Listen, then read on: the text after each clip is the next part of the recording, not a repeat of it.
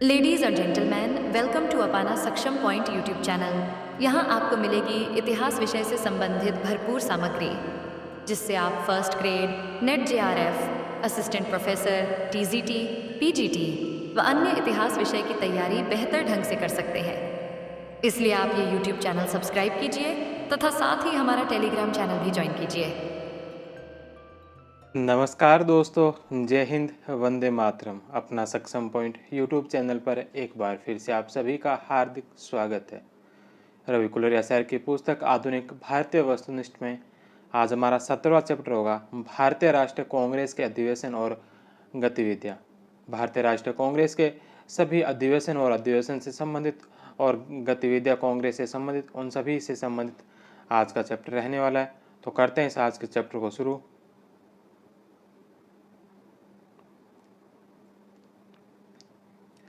पहला प्रश्न है कि भारतीय कांग्रेस की स्थापना के समय निम्नलिखित में से कौन गवर्नर जनरल था।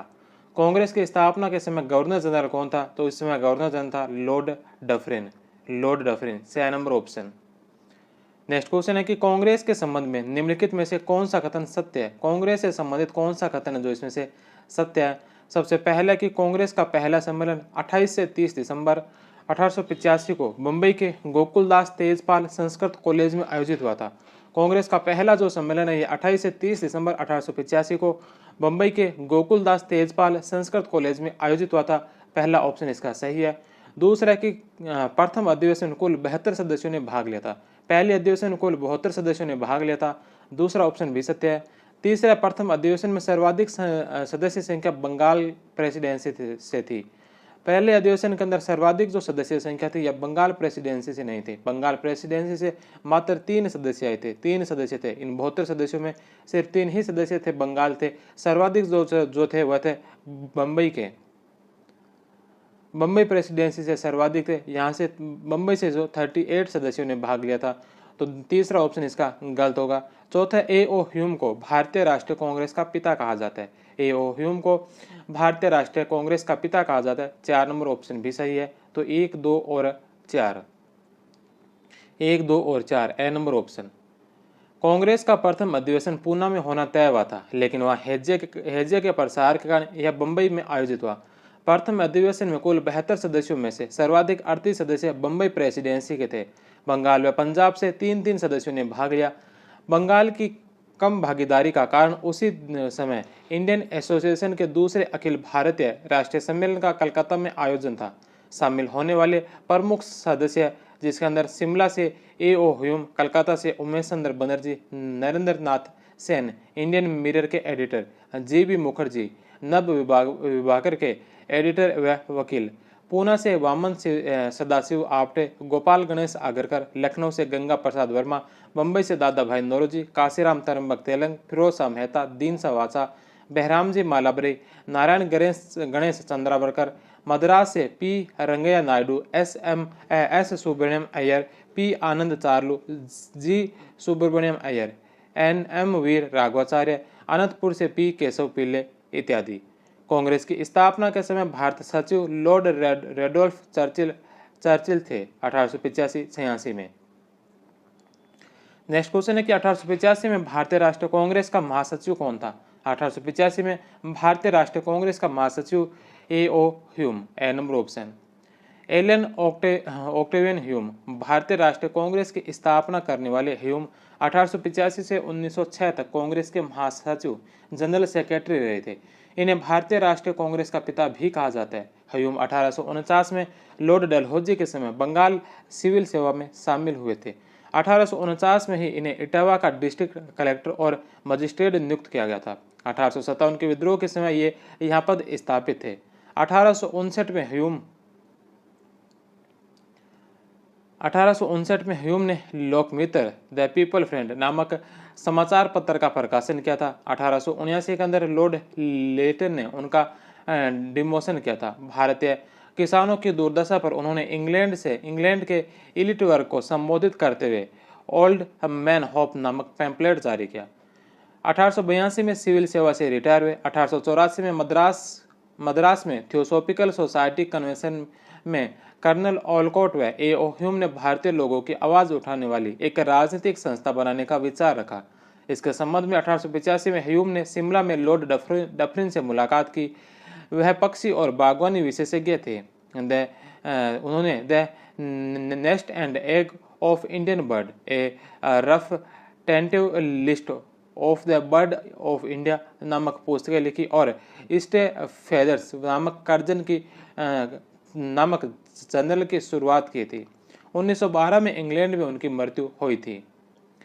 नेक्स्ट क्वेश्चन है कि निम्नलिखित में से कौन कांग्रेस के प्रथम अधिवेशन में शामिल नहीं हुए थे? कांग्रेस के प्रथम अधिवेशन में इनमें से कौन शामिल नहीं हुए थे? सुरेंद्रनाथ बनर्जी। सुरेंद्रनाथ बनर्जी, क्योंकि इसमें इनकी जो संस्था थी इंडियन एसोसिएशन, उसका सत्र चल रहा था कलकत्ता के अंदर, इसलिए सुरेंद्रनाथ बनर्जी इसमें भाग नहीं लिया था।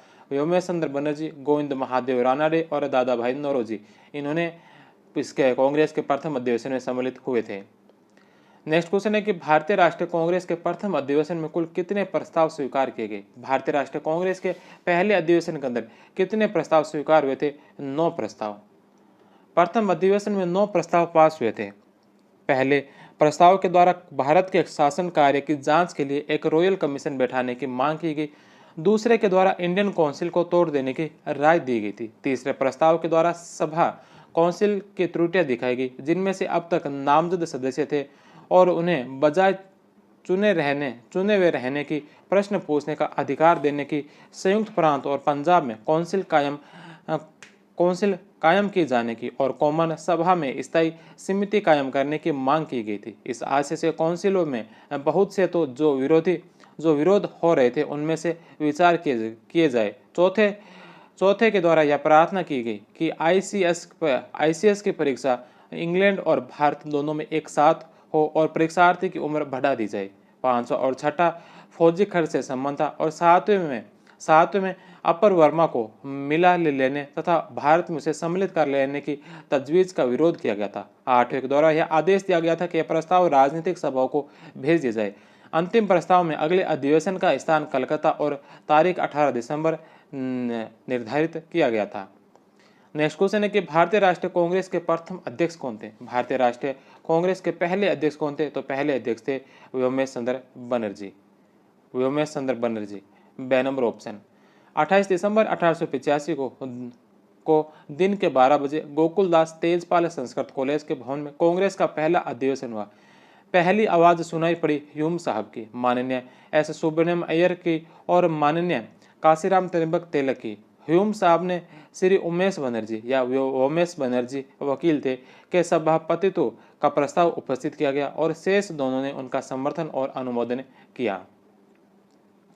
नेक्स्ट क्वेश्चन है कि भारतीय राष्ट्रीय कांग्रेस की प्रथम महिला अध्यक्ष कौन थी? भारतीय राष्ट्रीय कांग्रेस की पहली महिला अध्यक्ष कौन थी? पहली महिला अध्यक्ष एनी बेसेंट। भारतीय राष्ट्रीय कांग्रेस की पहली भारतीय महिला अध्यक्ष सरोजिनी नायडू थी। उन्होंने कौन से अधिवेशन की अध्यक्षता की? भारतीय राष्ट्रीय कांग्रेस की पहली जो महिला अध्यक्ष थी यह एनी बेसेंट थी, लेकिन भारतीय राष्ट्रीय कांग्रेस की पहली भारतीय महिला अध्यक्ष, पहली अगर महिला अध्यक्ष पूछे एनी बेसेंट, पहली भारतीय महिला अध्यक्ष थी वह सरोजिनी नायडू थी। और सरोजिनी नायडू ने जो 1925 के कानपुर अधिवेशन की अध्यक्षता की थी। 1925 कानपुर अधिवेशन 40वां अधिवेशन था, इसकी अध्यक्षता सरोजिनी नायडू ने की थी। इस सम्मेलन में पहली बार विजय विश्व तिरंगा प्यारा गाया गया। 1917 के कलकत्ता अधिवेशन की अध्यक्षता एनी बेसेंट ने की थी, पहली महिला। 1924 में बेलगांव कर्नाटक की महात्मा गांधी ने की थी। 1933 का कलकत्ता अधिवेशन की सभा जो अध्यक्ष रहे थे वो रहे थे नेली सेन गुप्ता। नेक्स्ट क्वेश्चन है कि भारतीय राष्ट्रीय कांग्रेस के पहले मुस्लिम अध्यक्ष कौन थे? भारतीय राष्ट्रीय कांग्रेस के पहले मुस्लिम अध्यक्ष कौन थे? बदरुद्दीन तैयबजी। 1887 में मद्रास अधिवेशन की अध्यक्षता बदरुद्दीन तैयबजी ने की थी। पहले पारसी अध्यक्ष दादा भाई नौरोजी थे, जिन्होंने 1886 के कलकत्ता अधिवेशन की अध्यक्षता की थी। नेक्स्ट क्वेश्चन है कि भारतीय राष्ट्रीय कांग्रेस की किस वार्षिक रिपोर्ट में बताया? भारतीय राष्ट्रीय कांग्रेस की कौन सी वार्षिक रिपोर्ट में बताया गया कि पुराने अभिजीत वर्ग लोगों के तथाकथित प्राकृतिक नेताओं की पूर्ण अनुपस्थिति? भारतीय राष्ट्रीय कांग्रेस की किस वार्षिक रिपोर्ट ने बताया कि पुराने अभिजात वर्ग लोगों के तथाकथित प्राकृतिक नेताओं की पूर्ण अनुपस्थिति? तो यह बताया था 1886 के अधिवेशन के अंदर। नेक्स्ट क्वेश्चन है कि भारतीय राष्ट्रीय कांग्रेस की स्थापना के संबंध में खबर प्रकाशित करने वाला पहला समाचार पत्र। भारतीय राष्ट्रीय कांग्रेस की स्थापना के संबंध में खबर प्रकाशित करने वाला पहला समाचार पत्र द हिंदू। नेक्स्ट क्वेश्चन है कि इसमें कथन और कारण दे रखे हैं। पहला कथन है कि उदारवादी वास्तव में विश्वास रखते थे कि भारत के स्वशासन का एक संवैधानिक मार्ग था। उदारवादी वास्तव में विश्वास रखते थे कि भारत के स्वशासन का एक संवैधानिक मार्ग था। तो ये बात बिल्कुल सही है। उदारवादियों को विश्वास था कि भारत के स्वशासन का एक संवैधानिक मार्ग है। दूसरा कि उनके ब्रिटिश न्यायप्रियता के प्रति अटूट आस्था थी। उदारवादियों के जो ब्रिटिश न्यायप्रियता के प्रति अटूट आस्था थी। दूसरा ऑप्शन भी सत्य है। तो एक नंबर ऑप्शन ए और आर दोनों सत्य है और आर ए की सही व्याख्या है।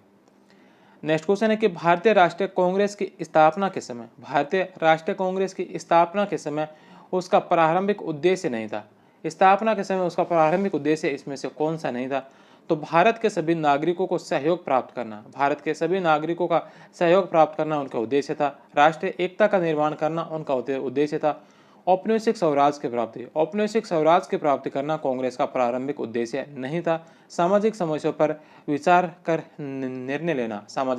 पर विचार करके निर्णय लेना यह भी उनका प्रारंभिक उद्देश्य था। तो 6 नंबर ऑप्शन इसका आंसर होगा।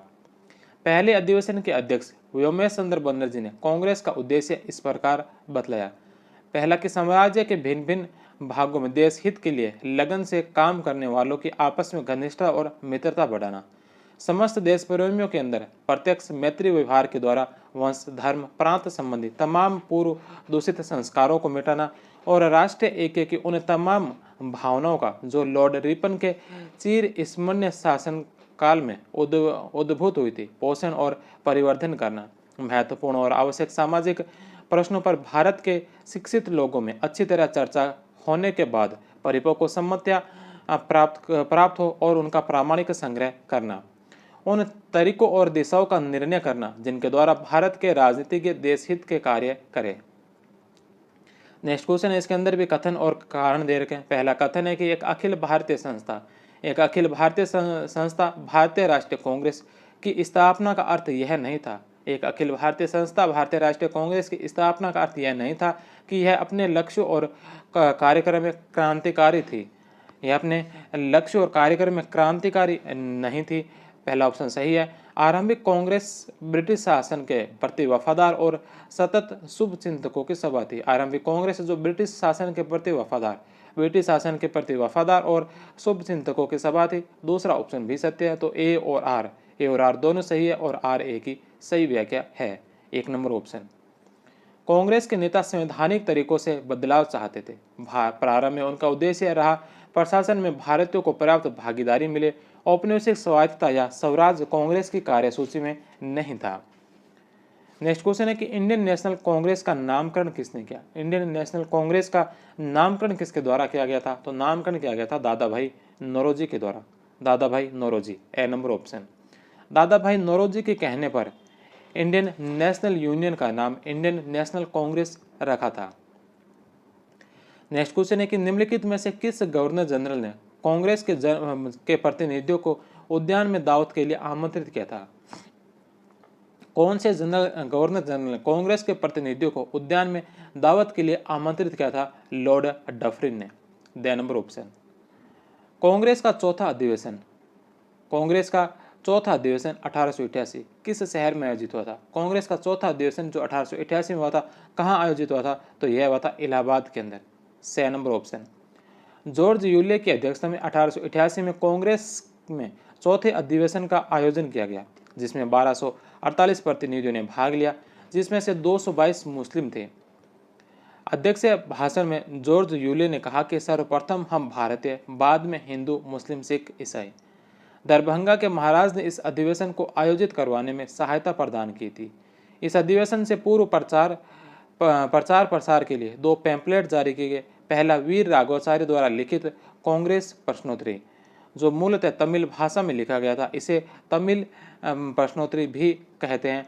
दूसरा था मौलवी फरीदुद्दीन और कम्बख्तपुर के रामभक्त के बीच बातचीत नामक पैम्पलेट। लाला लाजपत राय पहली बार कांग्रेस के अधिवेशन में सम्मिलित हुए। सैयद अहमद खां और बनारस के राजा शिव प्रसाद ने इस सम्मेलन का विरोध किया था।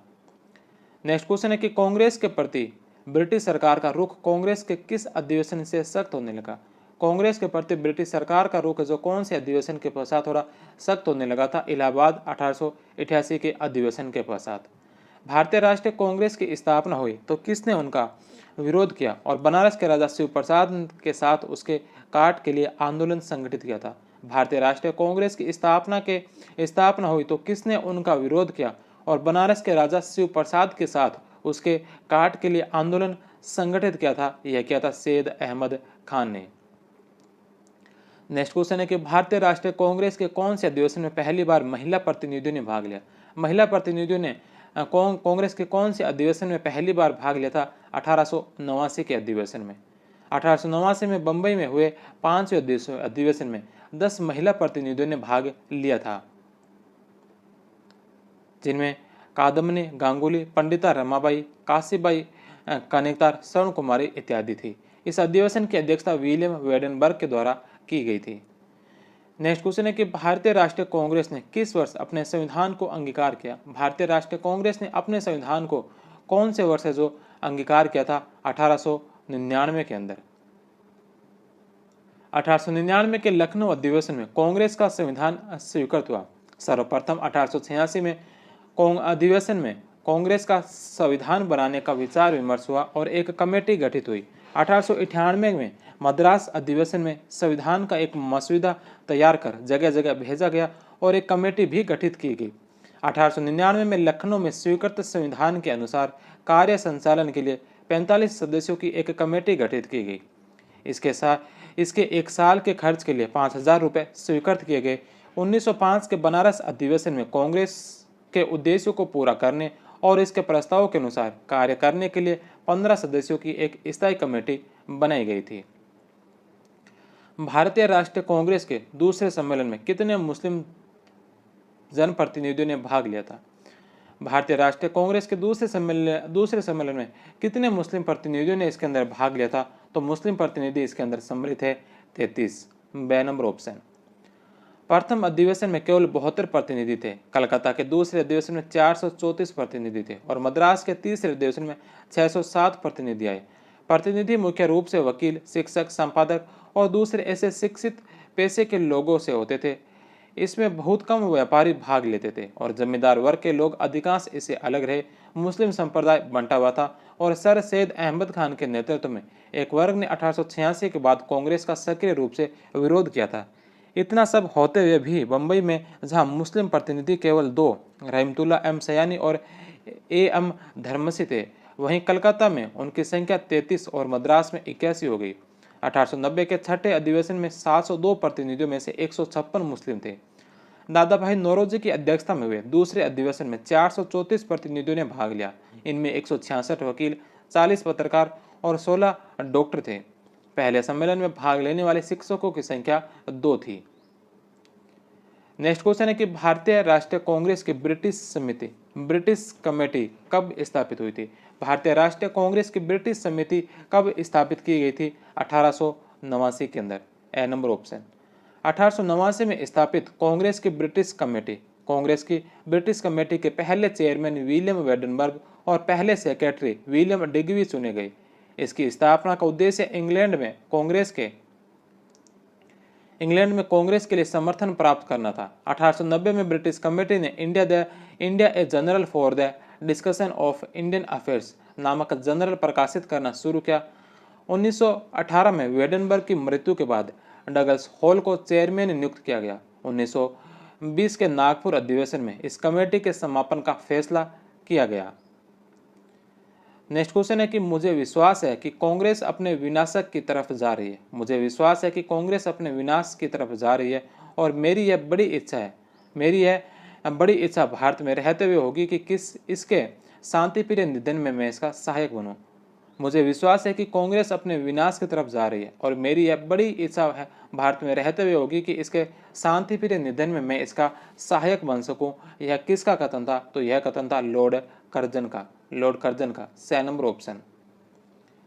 लॉर्ड कर्जन ने 1900 में कहा था कि कांग्रेस अपने पतन की ओर बढ़ रही है। और भारत में रहते हुए मेरी सबसे बड़ी महत्वाकांक्षाओं में से एक है इसे शांतिपूर्ण तरीके से समाप्त करने में सहायता करना। नेक्स्ट क्वेश्चन है कि किसने कहा था कि कांग्रेस का जन्म एक षड्यंत्र के तहत हुआ जिसका उद्देश्य भारत में एक लोकप्रिय जन उभार को पहले से रोकना और पूंजीवादी नेता इसमें शामिल थे। किसने कहा कि कांग्रेस का एक जन्म जो षड्यंत्र के तहत हुआ है जिसका उद्देश्य भारत में एक लोकप्रिय जन उभार को पहले से रोकना और पूंजीवादी नेता इसमें शामिल थे? तो यह बात कही थी आरपी दत्त ने। ए नंबर ऑप्शन। नेक्स्ट क्वेश्चन है कि किस राष्ट्रवादी बुद्धिजीवी ने 1893 में, कौन से राष्ट्रवादी बुद्धिजीवी ने 1893 में इंदु प्रकाश में श्रृंखलाबद्ध ढंग से लेख लिखकर कांग्रेस पर गंभीर आरोप लगाए और निम्नलिखित शब्दों में उसकी टिप्पणी की? कौन थे जिन्होंने 1893 में इंदु प्रकाश में श्रृंखलाबद्ध ढंग से लेख लिखकर कांग्रेस पर गंभीर आरोप लगाए थे और निम्नलिखित टिप्पणी की थी कि तो कांग्रेस के बारे में मैं यह कहता हूं कि इसके उद्देश्य गलत है और उसे हासिल करने के लिए जिस जज्बे से वह आगे बढ़ रही है वह ईमानदार जज्बा और हार्दिक प्रतिबद्धता नहीं है। इसके लिए जिन पद्धतियों का उसने चुनाव किया वे पद्धतियां सही नहीं है। यह बात किसने कही थी? अरविंद घोष ने। नेक्स्ट क्वेश्चन है कि 1913 में किसने कहा था कि कोई भारतीय राष्ट्रीय कांग्रेस को प्रारंभ नहीं कर सकता? 1913 में किसने कहा था कि कोई भारतीय राष्ट्रीय कांग्रेस को प्रारंभ नहीं कर सकता था यदि कांग्रेस का संस्थापक एक महान अंग्रेज और एक विशिष्ट सेवानिवृत्त अधिकारी न होता? ऐसा इसलिए कि उन दिनों राजनीतिक आंदोलन में इतना अविश्वास था कि सत्ताधारी इस आंदोलन को दबाने के लिए कोई न कोई तरीका निकाल लेते। यह किसके द्वारा कहा गया था? गोपाल कृष्ण गोखले के द्वारा। The number option. Next question है कि निम्नलिखित में से किसने कांग्रेस के लिए माइक्रोस्कोपिक माइनॉरिटी शब्द का इस्तेमाल किया था? कांग्रेस के लिए जो माइक्रोस्कोपिक माइनॉरिटी शब्द का प्रयोग किसने किया था?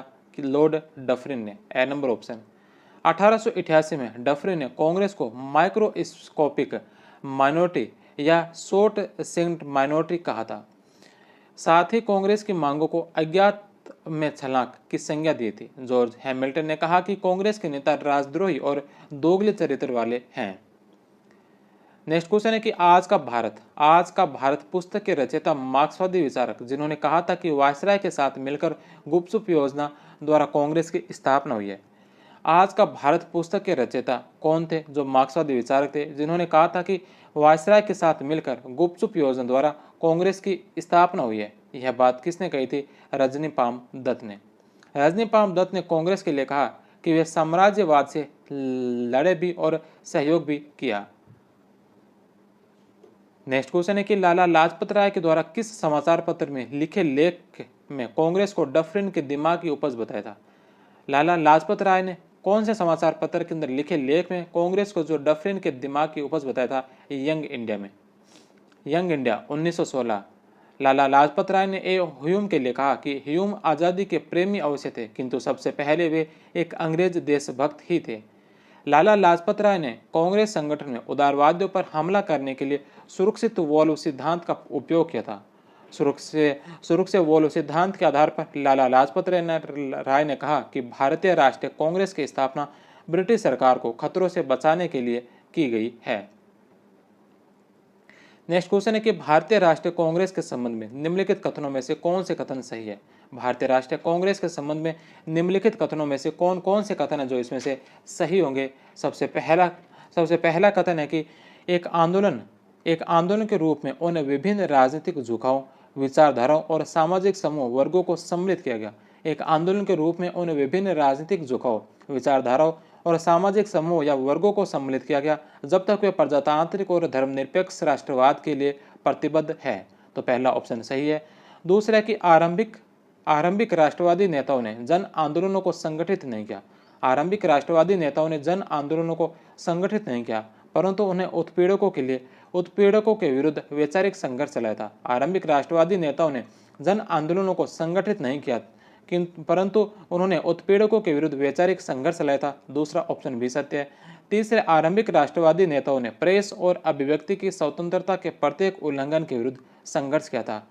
आरंभिक राष्ट्रवादी नेताओं ने प्रेस और अभिव्यक्ति की स्वतंत्रता के प्रत्येक उल्लंघन के विरुद्ध संघर्ष किया था और चौथा ऑप्शन है कि उन्होंने न्यायिक और कार्यकारी शक्तियों के पृथक्करण के लिए संघर्ष किया और नस्ली भेदभाव के विरुद्ध लड़ाई की थी।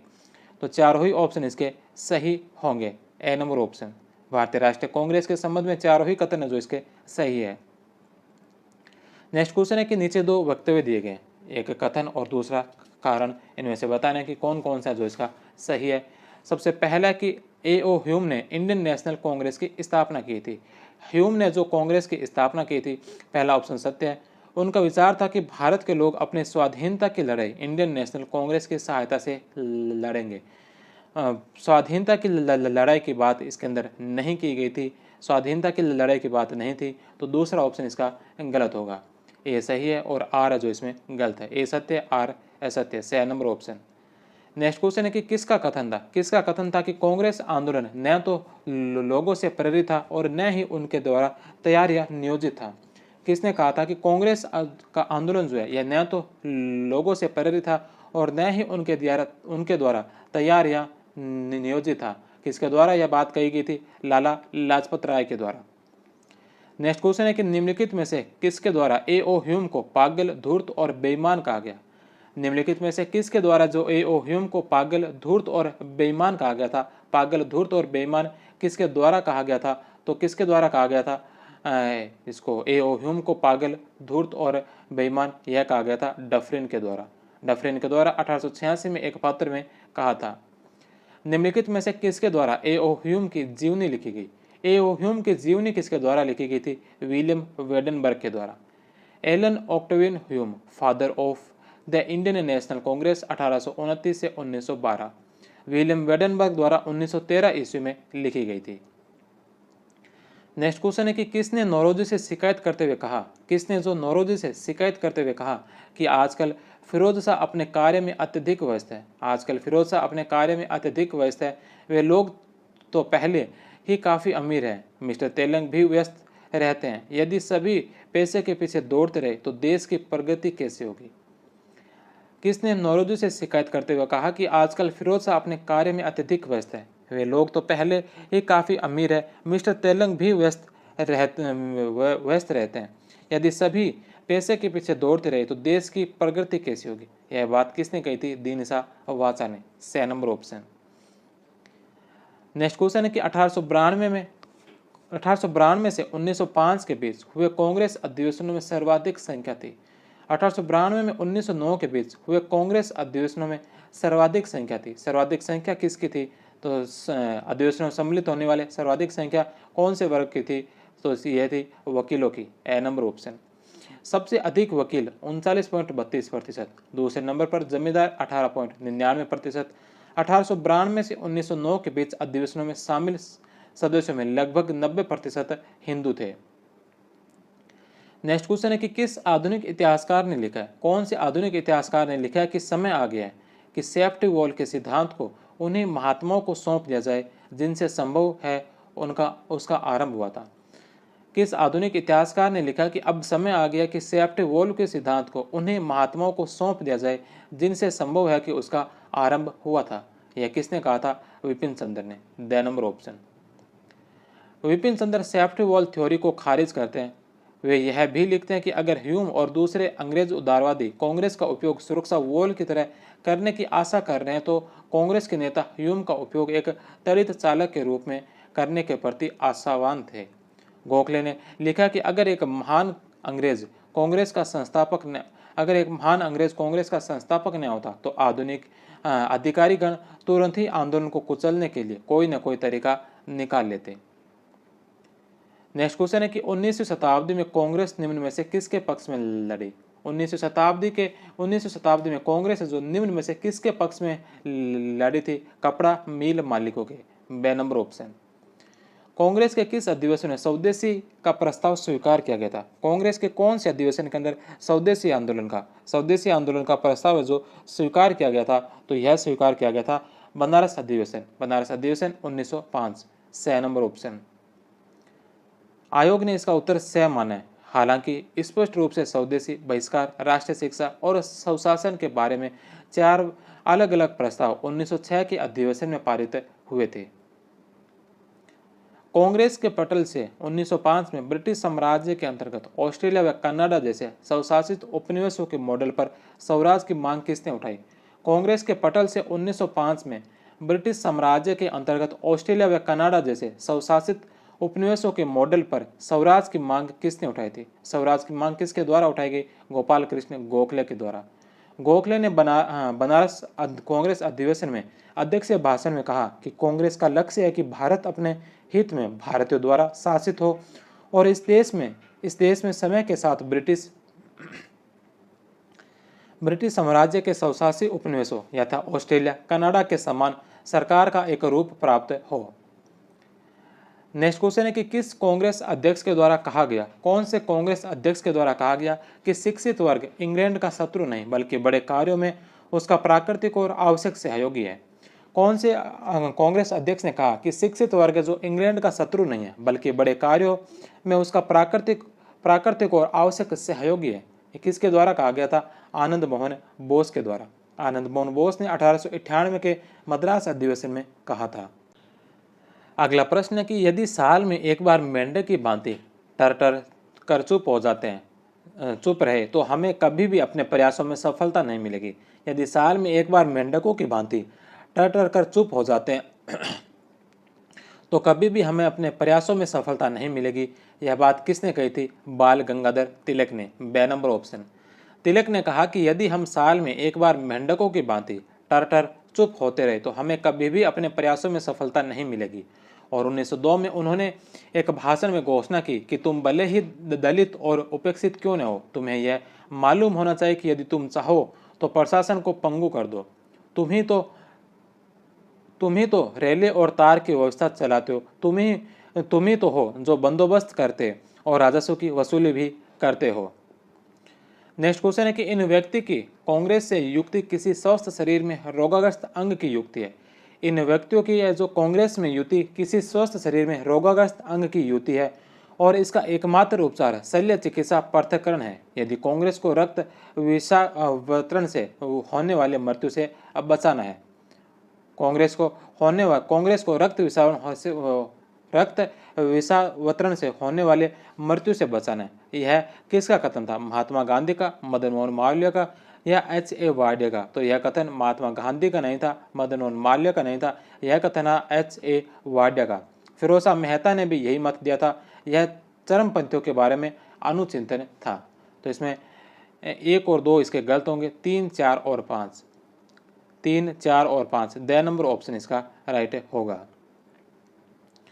निम्नलिखित में से किसे उदारवादी नेता नहीं कहा जा सकता? किसे जो उदारवादी नेता नहीं कहा सकता? दादा भाई नौरोजी, गोपाल कृष्ण गोखले और फिरोज शाह मेहता, ये तीनों उदारवादी नेता थे। विपिन चंद्र पाल जो उग्रवादी नेता थे। उदारवादी नेताओं में प्रमुख थे व्योमेश चंद्र बनर्जी, दादा भाई नौरोजी, फिरोज शाह मेहता, दीनशा वाचा, सुरेंद्रनाथ बनर्जी, गोपाल कृष्ण गोखले, M.G. रानाडे, कृष्ण कुमार मित्र, R.C. दत्त। अधिकांश उदारवादी नेता शहरी क्षेत्रों से थे। यह संवैधानिक दायरे में रहते हुए धीमी व व्यवस्थित राजनीतिक प्रगति के पक्षधर थे। प्रारंभिक उदारवादी कांग्रेसी नेता अधिक स्वायत्तता की मांग करते थे। पूर्ण स्वराज प्राप्त करना या अपनी मांगों के लिए उग्र रणनीति अपनाना उनके एजेंडे में नहीं था। यह समाज के चुनिंदा पढ़े लिखे वर्ग का प्रतिनिधित्व करते थे। उग्र राष्ट्रवादी नेताओं में विपिन चंद्र पाल, बाल गंगाधर तिलक, लाला लाजपत राय, अरविंदो घोष, अश्विनी कुमार दत्त, विष्णु शास्त्री चिपळूणकर। 1885 से 1905 तक कांग्रेस पर उदारवादियों का पूर्ण नियंत्रण रहा। 1906 से गरम दल के नेताओं का प्रभाव बढ़ने लगा। कड़े विरोध की राजनीति के शुरुआती दिग्गज बाल गंगाधर तिलक माने जाते हैं, यानी संवैधानिक साधनों और याचिकाओं के स्थान पर आक्रामक साधनों से स्वशासन प्राप्त करना। उन्होंने स्वदेशी राष्ट्रीय शिक्षा और बहिष्कार की राजनीति शुरू की थी। प्रमुख व्यक्तित्व जो कांग्रेस से नहीं जुड़े, वीर सावरकर, सैयद अहमद खान। नेक्स्ट क्वेश्चन है कि निम्नलिखित में से किसने 1909 में कांग्रेस के उदारवादी धड़े को स्लो पार्टी कहा था? 1909 में कांग्रेस के उदारवादी धड़े को स्लो पार्टी किसने कहा था? तो यह कहा था महात्मा गांधी ने। 6 नंबर ऑप्शन। 1878 में मद्रास से निकलने वाला द दैनिक हिंदू अखबार मोटे तौर पर उनके नज़रिए उदारवादियों के नज़रिए को दर्शाता है। 1909 में गांधी जी ने उन्हें धीमी पार्टी, स्लो पार्टी और गरम दल वालों को बेसब्र कहा था, लेकिन उनके लिए लोकप्रिय नाम था जिन्हें उन्होंने खुद स्वीकार किया था, मध्यम मार्गी। नेक्स्ट क्वेश्चन है कि कांग्रेस के अधिवेशन और उनके अध्यक्षों को सुमेलित कीजिए। कांग्रेस के अधिवेशन और उनके अध्यक्ष सबसे पहले नंबर पर है 1911 का कलकत्ता अधिवेशन। 1911 के कलकत्ता अधिवेशन की अध्यक्षता किसके द्वारा की गई थी? विशन नारायण धर के द्वारा। 1912 के पटना अधिवेशन की अध्यक्षता RN मुधोलकर के द्वारा। 1913 के कराची अधिवेशन की अध्यक्षता सैयद मोहम्मद बहादुर के द्वारा और 1914 के मद्रास अधिवेशन की अध्यक्षता की गई थी भूपेंद्र नाथ बोस के द्वारा। 1911 का कलकत्ता अधिवेशन विशन नारायण धर, 1912 का पटना अधिवेशन RN मुधोलकर, 1913 का कराची अधिवेशन सैयद मोहम्मद बहादुर और 1914 का मद्रास अधिवेशन जो भूपेंद्र नाथ बोस के अध्यक्षता में पूर्ण हुआ था। 1912 का कांग्रेस अधिवेशन बांकीपुर पटना में जो 27वां अधिवेशन था, यह बिहार में कांग्रेस का पहला अधिवेशन था। विशन नारायण धर को 1911 में कलकत्ता कांग्रेस का अध्यक्ष बनाया गया। इस अधिवेशन के अध्यक्ष रैमजे मैकडोनाल्ड होने वाले थे, लेकिन पत्नी के देहांत के कारण उन्हें भारत से जाना पड़ गया और विशन नारायण धर को अध्यक्ष बनाया गया। नेक्स्ट क्वेश्चन है कि भारतीय राष्ट्रीय कांग्रेस के निम्नलिखित में से किस अधिवेशन में दल चरमपंथियों और नरमपंथियों में विभाजित हो गया? भारतीय राष्ट्रीय कांग्रेस के कौन से अधिवेशन के अंदर जो कांग्रेस का विभाजन हुआ था नरमपंथी और चरमपंथी के अंदर? तो यह विभाजन जो हुआ था, यह हुआ था सूरत अधिवेशन। सूरत अधिवेशन कब हुआ था? 1907 के अंदर। यह पहले नागपुर में होना था, किंतु बाद में यह सूरत में हुआ था। नागपुर गरम दल वालों का गढ़ था और इसलिए इसका स्थान है जो बदला गया था। रासबिहारी घोष ने इसकी अध्यक्षता की थी। स्वागत समिति के अध्यक्ष मदन मोहन मालवीय थे। गरम दल के लोग बाल गंगाधर तिलक को अध्यक्ष बनाना चाहते थे, किंतु नरम दल के लोग इसके विरोध में थे। इस पर गरम दल के वालों ने लाला लाजपत राय का नाम पेश किया, किंतु लाला जी ने स्वयं इनकार कर दिया। अंग्रेजी सरकार के साथ नरमपंथियों के वार्ता करने व मांगे मनवाने की क्षमता पर गरमपंथियों को अब भरोसा नहीं रहा, इसलिए उन्होंने अलग राह चुनी थी। नेक्स्ट क्वेश्चन है कि राष्ट्रीय आंदोलन के प्रथम चरण में निम्नलिखित में से कौन सी कांग्रेस की एक मांग नहीं थी? राष्ट्रीय आंदोलन के प्रथम चरण में कांग्रेस की कौन सी मांग नहीं थी? लेजिस्लेटिव काउंसिलों के सदस्यों में संख्या की वृद्धि करना, काउंसिलों में जनप्रतिनिधियों की संख्या में वृद्धि करना, कार्यपालिका और न्यायपालिका का पृथक्करण और कार्यपालिका व न्यायपालिका का एकीकरण। तो इसमें से कौन सी मांग नहीं थी? कार्यपालिका और न्यायपालिका में पृथक्करण की मांग थी, एकीकरण की मांग नहीं थी। एकीकरण की मांग नहीं थी, पृथक्करण की मांग थी। तो ए, बे और से सही है। द नंबर ये मांग नहीं थी। प्रमुख मांगे 1885 में इंडिया काउंसिल भंग की जाए। सरकारी नौकरियों के लिए इंग्लैंड और भारत दोनों जगह परीक्षाएं ली जाए। भारत और इंग्लैंड में सेना व्यय का अनुपात न्यायपूर्ण हो। 1886 के अधिवेशन में जूरी द्वारा मुकदमों की सुनवाई आधिकारिक हो। जूरी के फैसले अंतरिम समझे जाए। न्याय और शासन विभाग अलग किए जाए। 1887 के अधिवेशन में कांग्रेस के द्वारा मांग रखी गई कि भारतीय सैनिक स्वयंसेवकों में भर्ती किए जाएं। सैनिक अफसरी शिक्षा देने के लिए भारत में सैनिक कॉलेजों की स्थापना की जाए। सशस्त्र कानून व नियमों में संशोधन किए जाए। 1889 के अधिवेशन में कांग्रेस के द्वारा मांग की गई कि लगान नीति में सुधार किया जाए। 1893 के अधिवेशन में कांग्रेस के द्वारा मांग की गई कि स्वतंत्र सिविल मेडिकल सर्विस का निर्माण, बेगार और जबरदस्ती रसद की प्रथा बंद, होम चार्जेज में कमी करना और सूती कपड़े पर से उत्पत्ति कर हटा लिया जाए। नेक्स्ट क्वेश्चन है कि किस वर्ष महिलाओं ने पहली बार भारतीय राष्ट्रीय कांग्रेस की कार्यवाही में भागीदारी की थी? कौन से वर्ष महिलाओं ने जो पहली बार भारतीय राष्ट्रीय कांग्रेस की कार्यवाही में भागीदारी दी थी? 1889 में। 1889 में विलियम वेडनबर्ग की अध्यक्षता में बम्बई में हुए कांग्रेस अधिवेशन में पहली बार महिलाओं ने भाग लिया था। वयस्क मताधिकार, इसमें 21 वर्ष का प्रस्ताव पारित किया गया था। कांग्रेस के एकमात्र यूरोपीय अध्यक्ष जिनका जन्म भारत में हुआ था, कांग्रेस के एकमात्र यूरोपीय अध्यक्ष जिनका जन्म जो भारत के अंदर हुआ था, Henry cotton. 6 number option. George Yule, इन्होंने 1888 में इलाहाबाद अधिवेशन की अध्यक्षता की थी। विलियम वेडनबर्ग 1889 बम्बई और 1910 इलाहाबाद की अध्यक्षता की थी। अल्फ्रेड वेब ने 1894 के मद्रास अधिवेशन की अध्यक्षता की थी। हेनरी कॉटन ने 1904 के बम्बई अधिवेशन की अध्यक्षता की थी। एनी बेसेंट ने 1917 के कलकत्ता अधिवेशन की अध्यक्षता की थी। नेल्ली सेनगुप्ता ने 1933 के कलकत्ता अधिवेशन की अध्यक्षता की थी। ये सभी विदेशी थे जिन्होंने भारतीय राष्ट्रीय कांग्रेस की अध्यक्षता की थी।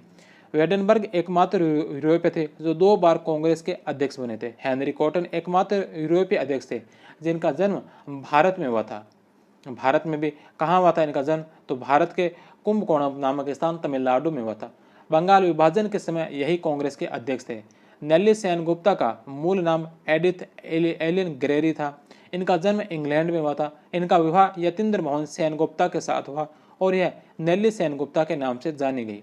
इसलिए कुछ पुस्तकों में इन्हें यूरोपीय अध्यक्षों की गिनती में नहीं शामिल किया गया। नेक्स्ट क्वेश्चन है कि 1885 से 1947 तक कांग्रेस के सर्वाधिक अधिवेशन किस शहर में हुए थे?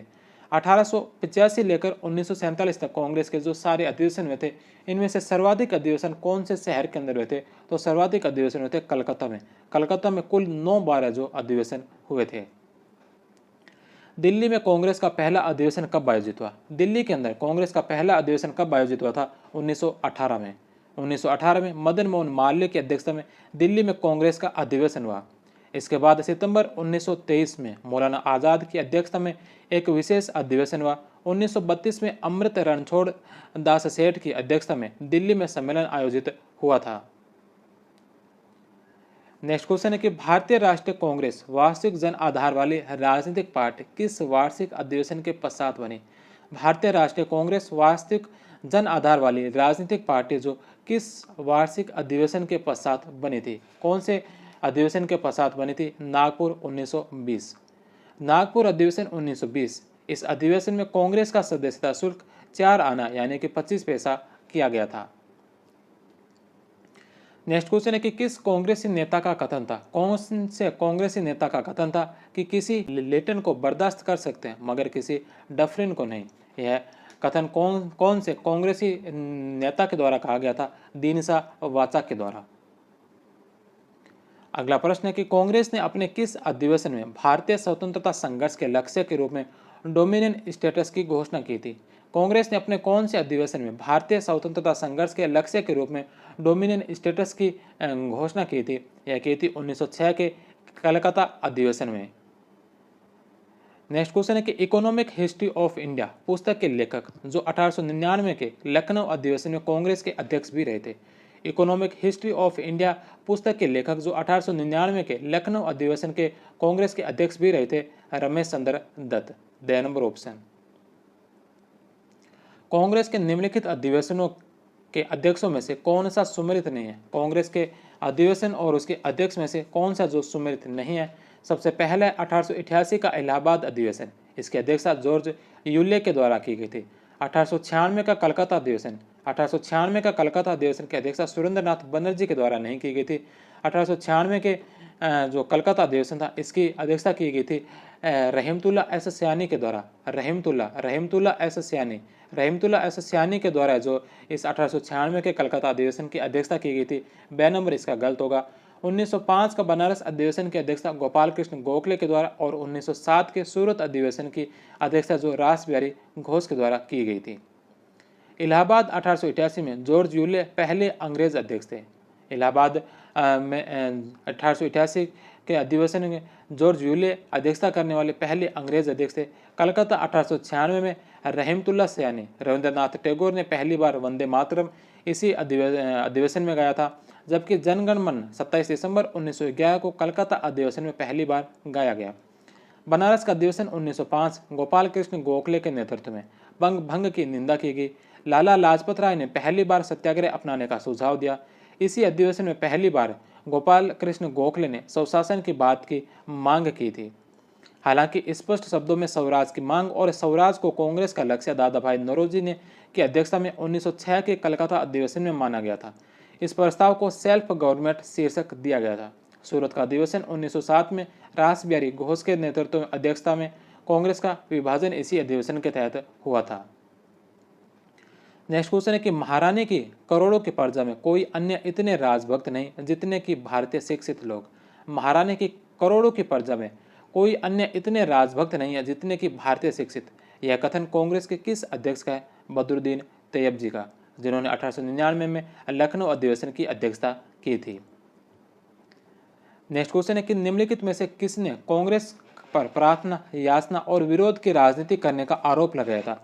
किसने जो कांग्रेस पर प्रार्थना, याचना और विरोध की राजनीति करने का आरोप लगाया था? तो यह आरोप लगाया गया था बाल गंगाधर तिलक के द्वारा। बाल गंगाधर तिलक ने कांग्रेस पर प्रार्थना, याचना और विरोध की राजनीति करने का आरोप लगाया। तिलक के नेतृत्व में कांग्रेस की प्रार्थना और याचना की नीति समाप्त हो गई, जबकि अरविंदो घोष ने कांग्रेस को भीख मांगने वाली संस्था कहा था। नेक्स्ट क्वेश्चन है कि 1905 के कांग्रेस अधिवेशन के संबंध में निम्न में से कौन सा कथन सत्य नहीं है? 1905 के कांग्रेस अधिवेशन के बारे में कौन सा कथन इसमें से सत्य नहीं है?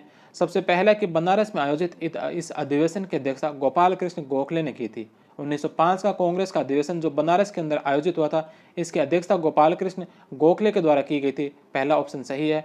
दूसरा कि गर्मपंथी स्वदेशी आंदोलन को बंगाल से बाहर भी फैलाना चाहते थे। करमपंथी जो है यह स्वदेशी आंदोलन को बंगाल से बाहर संपूर्ण भारत में फैलाना चाहते थे। दूसरा ऑप्शन भी सत्य है। उदारवादी आंदोलन को बंगाल तक ही सीमित रखने के पक्ष में थे। उदारवादी आंदोलन को बंगाल तक ही सीमित रखने के पक्ष में थे। तीसरा ऑप्शन भी सत्य है। उदारवादी बहिष्कार को विदेशी वस्तुओं के अलावा ब्रिटिश शासन से जुड़े अन्य क्षेत्रों, प्रांतीय परिषद, नगर पालिका, अदालत आदि क्षेत्रों में फैलाने के पक्षधर थे। तो यह बात गलत है, क्योंकि उदारवादी जो इस आंदोलन को बंगाल तक ही सीमित रखना चाहते थे और सिर्फ विदेशी वस्तुओं के बहिष्कार तक ही इसे सीमित रखना चाहते थे। द नंबर ऑप्शन जो इसका गलत होगा। नेक्स्ट क्वेश्चन है कि निम्नलिखित में से कौन सी एक प्रारंभिक कांग्रेस की मांग नहीं थी? 1885 से 1905 के दौरान कांग्रेस की मांग नहीं थी। इनमें से कौन सी एक मांग है जो कांग्रेस की मांग नहीं थी? प्रारंभ में 1885 से लेकर 1905 प्रारंभिक 20 वर्षों में प्रशासनिक सेवाओं के उच्चतर श्रेणियों का भारतीयकरण करना, यह तो मांग की गई थी। सशस्त्र अधिनियम की समाप्ति की मांग की गई थी। पूर्ण स्वराज की मांग नहीं की गई थी। पूर्ण स्वराज की मांग कांग्रेस के द्वारा शुरुआती अधिवेशनों में नहीं की गई थी। 6 नंबर ऑप्शन। निम्नलिखित में से कौन भारतीय राष्ट्रीय कांग्रेस के अध्यक्ष नहीं रहे? इनमें से कौन है जो भारतीय राष्ट्रीय कांग्रेस के कभी अध्यक्ष नहीं रहे थे? भारतीय राष्ट्रीय कांग्रेस के अध्यक्ष नहीं रहे। ए.ओ. ह्यूम ने कांग्रेस की स्थापना की थी। ये कांग्रेस के सचिव रहे थे, लेकिन अध्यक्षता कभी नहीं की थी। और रविंद्रनाथ टैगोर ने भी कभी भी कांग्रेस की अध्यक्षता नहीं की थी। 2 और 4 the number option. Next question है कि निम्नलिखित में से किसने 1906 के भारतीय राष्ट्रीय कांग्रेस के कलकत्ता अधिवेशन में दादा भाई नौरोजी के अध्यक्ष भाषण को उनके बदले में पढ़ा था? निम्नलिखित में से किसने 1906 के भारतीय राष्ट्रीय कांग्रेस के कलकत्ता अधिवेशन में दादा भाई नौरोजी के अध्यक्ष भाषण को उनके बदले में पढ़ा था? किसने पढ़ा था? तो यह पढ़ा था गोपाल कृष्ण गोखले ने। बे नंबर ऑप्शन।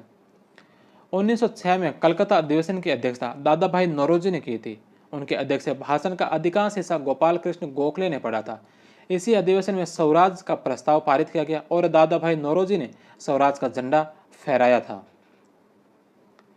नेक्स्ट क्वेश्चन है कि भारतीय राष्ट्रीय कांग्रेस के 1906 के कलकत्ता अधिवेशन में 4 संकल्प पारित किए गए।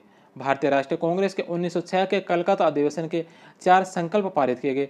सूरत में 1907 में कांग्रेस के अगले अधिवेशन में इन चारों संकल्पों को स्वीकार करने तथा उन्हें अस्वीकृत करने के प्रश्न पर कांग्रेस में विभाजन हो गया। निम्नलिखित में से कौन सा एक संकल्प इन चारों संकल्पों में से नहीं था? 4 संकल्पों में से कौन सा संकल्प नहीं था? बहिष्कार की इसमें बात की गई थी। बंगाल विभाजन को रद्द करना यह इसके अंदर नहीं था। राष्ट्रीय शिक्षा की बात थी और स्वदेशी अपनाव की बात भी थी। तो बे नंबर ऑप्शन, बंगाल विभाजन को रद्द करना इन 4 संकल्पों में नहीं था। नेक्स्ट क्वेश्चन है कि निम्नलिखित में से किस अंग्रेज ने 1907 में कांग्रेस के सूरत अधिवेशन में भाग लिया था? कौन से अंग्रेज ने जो 1907 के सूरत अधिवेशन में भाग लिया था? रदरफोर्ड ने। ए नंबर ऑप्शन। नेक्स्ट क्वेश्चन है कि 1909 के कलकत्ता अधिवेशन में मातृभूमि की प्रशंसा का एक गीत नमो हिंदुस्तान गाया गया। मातृभूमि की प्रशंसा में एक गीत नमो हिंदुस्तान गाया गया। यह गीत किसके द्वारा लिखा गया था? तो यह गीत लिखा था सरला देवी चौधरानी ने। The number option. अगला प्रश्न है कि निम्नलिखित संगठनों और उनके स्थापना वर्ष को सुमेलित कीजिए। निम्नलिखित संगठनों और उनके स्थापना वर्ष को जो सुमेलित कीजिए। सबसे पहले नंबर पर all India trade union Congress. All India trade union Congress की स्थापना कब की गई थी? 1920 में। Indian national trade union Congress, Indian national trade union Congress की स्थापना 1947 के अंदर। राष्ट्रीय स्वयंसेवक संघ, राष्ट्रीय स्वयंसेवक संघ की स्थापना नागपुर के अंदर 1925 में। Servants of India society, servants of India society की स्थापना की गई थी 1905 के अंदर। All India trade union Congress 1920, Indian national trade union Congress 1947, Rashtriya Swayamsevak Sangh 1925 और servants of India society 1905। A, B, D और C, A number option. Next question है कि कांग्रेस के मुस्लिम अध्यक्षों को उनकी अध्यक्षता के तिथि क्रम अनुसार व्यवस्थित कीजिए। कांग्रेस के मुस्लिम अध्यक्षों को उनकी अध्यक्षता के तिथि क्रम अनुसार व्यवस्थित कीजिए। सैयद बदरुद्दीन तैयब जी, सैयद बदरुद्दीन तैयब जी ने अध्यक्षता कब की थी? तो सैयद बदरुद्दीन तैयब जी ने अध्यक्षता की थी 1887 में। 1887 के अंदर मद्रास अधिवेशन की अध्यक्षता की गई थी। रहमतुल्लाह एम सयानी, रहमतुल्लाह एम सयानी, रहमतुल्लाह एम सयानी के द्वारा 1896 का कलकत्ता अधिवेशन, 1896 का कलकत्ता अधिवेशन की अध्यक्षता की गई थी। सैयद हसन इमाम, सैयद हसन इमाम के द्वारा 1918 का जो अधिवेशन हुआ था, विशेष अधिवेशन बम्बई में, बम्बई के विशेष अधिवेशन 1918 की अध्यक्षता की गई थी। और मौलाना अब्दुल कलाम आज़ाद, मौलाना अब्दुल कलाम आज़ाद ने 1923 में इसकी अध्यक्षता की थी। सबसे युवा अध्यक्ष थे कांग्रेस की अध्यक्षता करने वाले। और इसके पश्चात जो 1923 का दिल्ली अधिवेशन में अध्यक्षता की थी। और इसके पश्चात 1940 से लेकर 1945 तक, 1940 से लेकर 1945 तक भी ये अध्यक्ष पद पर रहे थे। तो इसमें सबसे पहले नंबर पर जो आएगा, सबसे पहले नंबर पर इसमें सैयद बदरुद्दीन तैयब जी आएंगे 1897 में। इसके पश्चात रहमतुल्लाह 1896, सैयद इमाम हुसैन 1918 और मौलाना अबुल कलाम आज़ाद 1923 और 1940-45, चारों ही इसमें क्रमवाइज है। ए नंबर ऑप्शन। सैयद बदरुद्दीन तैयब जी 1887 मद्रास अधिवेशन, रहमतुल्लाह एम सैनी 1896 कलकत्ता अधिवेशन, नवाब सैयद मोहम्मद बहादुर 1913 का कराची अधिवेशन, सैयद हसन इमाम 1918 का बम्बई विशेष अधिवेशन, हकीम अजमल खां 1921 के अहमदाबाद में CR दास के स्थान पर कार्यवाहक, मौलाना अबुल कलाम आज़ाद 1923 के दिल्ली के विशेष अधिवेशन में और 1940 के रामगढ़ अधिवेशन में 1940 से 1946 तक, और M.A. अंसारी जो 1927 में मद्रास अधिवेशन की अध्यक्षता की थी। जवाहरलाल नेहरू अखिल भारतीय कांग्रेस कमेटी के महासचिव पहली बार कब बने? जवाहरलाल नेहरू जो अखिल भारतीय कांग्रेस कमेटी के महासचिव पहली बार कब बने थे? तो इसके महासचिव बने थे 1923 में। 1919 में इलाहाबाद होम रूल लीग के सचिव बने। 1920 में उत्तर प्रदेश में प्रतापगढ़ में किसान मार्च आंदोलन का नेतृत्व किया। 1923 में अखिल भारतीय कांग्रेस कमेटी के अध्यक्ष बने थे। नेक्स्ट क्वेश्चन है, सुमेलित करना है। सबसे पहले महात्मा गांधी ने कांग्रेस के कौन से अधिवेशन की अध्यक्षता की थी? महात्मा गांधी ने सिर्फ एक ही अधिवेशन की अध्यक्षता की थी और वह की थी बेलगांव अधिवेशन। बेलगांव अधिवेशन हुआ था 1924 के अंदर, 1924 के बेलगांव अधिवेशन की। रास बिहारी घोष ने कौन से अधिवेशन की अध्यक्षता की थी? तो रास बिहारी घोष ने की थी सूरत अधिवेशन। सूरत अधिवेशन जो 1907 के अंदर हुआ था, जिसके अंदर कांग्रेस का विभाजन हुआ था, इसकी अध्यक्षता रास बिहारी घोष के द्वारा की गई थी। दादा भाई नौरोजी ने कुल 3 कांग्रेस अधिवेशन की अध्यक्षता की थी, जिसमें एक की थी 1886, एक की थी 1893 और एक की थी 1906। तो 1886 का और 1906 का ये दोनों अधिवेशन कलकत्ता में हुए थे। 1886 का और 1906 का, 1886 और 1906 का अधिवेशन दोनों कलकत्ता में हुए थे। और 1893 का जो अधिवेशन, जिसकी अध्यक्षता भी दादा भाई नौरोजी के द्वारा की गई थी, यह लाहौर में हुआ था। जवाहरलाल नेहरू ने जो कांग्रेस की अध्यक्षता की थी, वह की थी लाहौर अधिवेशन। जवाहरलाल नेहरू ने भी 3 अधिवेशन की अध्यक्षता की थी। इसमें लाहौर अधिवेशन जो 1929 का है, इसकी अध्यक्षता जवाहरलाल नेहरू के द्वारा की गई थी। तो इसमें इसका जो राइट आंसर होगा डी, इसके पश्चात A, B और C, D, A, B, C, B number option. Next question है, गुट सिद्धांत फैक्शन थ्योरी के माध्यम से उग्रवादियों और उदारवादियों के बीच कांग्रेस के विभाजन को किसने समझाया था? गुट सिद्धांत के माध्यम से उग्रवादियों और उदारवादियों के मध्य कांग्रेस के विभाजन को किसने समझाया था? डेविड वॉसब्रुक ने। C number option. 1909 व 1918 के कांग्रेस अधिवेशन की अध्यक्षता किसने की थी? 1909 के और 1918 का, 1909 का और 1918 का कांग्रेस अधिवेशन की अध्यक्षता किसके द्वारा की गई थी? मदन मोहन मालवीय के द्वारा। 1909 के लाहौर अधिवेशन में के लिए अध्यक्ष चुने गए फिरोज शाह मेहता ने अधिवेशन में 6 दिन पूर्व अध्यक्ष बनने से इनकार कर दिया, अतः मदन मोहन मालवीय को अध्यक्ष चुना गया। 1918 के दिल्ली अधिवेशन की भी उन्होंने अध्यक्षता की थी। इन्होंने असहयोग आंदोलन का विरोध किया था, लेकिन सविनय अवज्ञा आंदोलन में भाग लिया था। 1930 में जब सभी कांग्रेसी सदस्यों ने असेंबली की सदस्यता से त्यागपत्र दे दिया था, तब मालवीय जी ने ही इस्तीफा नहीं दिया था। उनको ऐसा करने का अधिकार भी था, क्योंकि वे कांग्रेस के टिकट पर चुनकर नहीं गए थे, लेकिन 4 माह बाद उन्होंने इस्तीफा दे दिया था। नेक्स्ट क्वेश्चन है कि 1916 में एक जनसभा को संबोधित करते हुए किसने कहा था? 1916 में एक जनसभा को संबोधित करते हुए किसने कहा था कि कांग्रेस विरोधी मुसलमान अब समाप्त होता जा रहा है। कांग्रेस विरोधी मुसलमान अब समाप्त होता जा रहा है और संभवतः अब वह पुरातत्व संग्रहालयों में ही मिलेगा। यह बात कही थी मजरूल हक ने। 6 नंबर ऑप्शन। नेक्स्ट क्वेश्चन है कि कांग्रेस के किस अधिवेशन में मुसलमानों के लिए पृथक निर्वाचन की मांग को स्वीकार कर लिया गया? कांग्रेस के कौन से अधिवेशन में मुसलमानों के लिए पृथक निर्वाचन की मांग को जो स्वीकार कर लिया गया था? तो यह स्वीकार किया गया था 1916 के लखनऊ अधिवेशन में। 6 नंबर ऑप्शन। दिसंबर 1916 में इंडियन नेशनल कांग्रेस तथा इंडियन मुस्लिम लीग ने एक ही समय में अपने अधिवेशन आयोजित किए। दिसंबर 1916 में इंडियन नेशनल कांग्रेस व इंडियन मुस्लिम लीग ने एक ही समय में अपने अधिवेशन आयोजित किए थे। कहाँ पर किए थे? यह किए थे लखनऊ के अंदर, लखनऊ में। 6 नंबर ऑप्शन। अगला प्रश्न है कि अतिवादियों और उदारवादियों के पुनर्मिलन की प्रक्रिया में मुख्य शिल्पी निम्न में से कौन था? अतिवादी और उग्रवादी जिनके मध्य 1907 के अंदर विभाजन हुआ था, उन्हें पुनः मिलाने में मुख्य भूमिका किनकी रही थी? तो इसमें रही थी एनी बेसेंट की। ए नंबर ऑप्शन। अगला प्रश्न है कि कांग्रेस के एक अधिवेशन में एक गवर्नर जनरल ने भाग लिया था। कांग्रेस के एक अधिवेशन में एक गवर्नर जनरल ने भाग लिया था। उक्त गवर्नर जनरल तथा अधिवेशन स्थल निम्न में से कौन सा है? कौन से गवर्नर जनरल ने भाग लिया था और कौन से अधिवेशन के अंदर लिया था? तो यह भाग लिया था लॉर्ड विलिंगटन ने बम्बई के अधिवेशन 1915 में। लखनऊ में कांग्रेस सत्र 1916 के उदारवादी धड़े के अध्यक्ष जिन्होंने तिलक और उनके समर्थकों का कांग्रेस में वापस स्वागत किया। लखनऊ के कांग्रेस सत्र 1916 के उदारवादी धड़े के अध्यक्ष जिन्होंने तिलक और उनके समर्थकों का कांग्रेस में वापस स्वागत किया था, कौन थे? तो यह थे अंबिका चरण मजूमदार। 1916 के लखनऊ अधिवेशन में कांग्रेस के दोनों धड़े पुनः एक हो गए थे। कांग्रेस व मुस्लिम लीग के मध्य जिन्ना समझौता हुआ, जिसमें तिलक और एनी बेसेंट की महत्वपूर्ण भूमिका थी। गांधी जी ने भी इस अधिवेशन में भाग लिया था। हालांकि इससे पूर्व वे 1901 के कलकत्ता अधिवेशन में भी सम्मिलित हुए थे।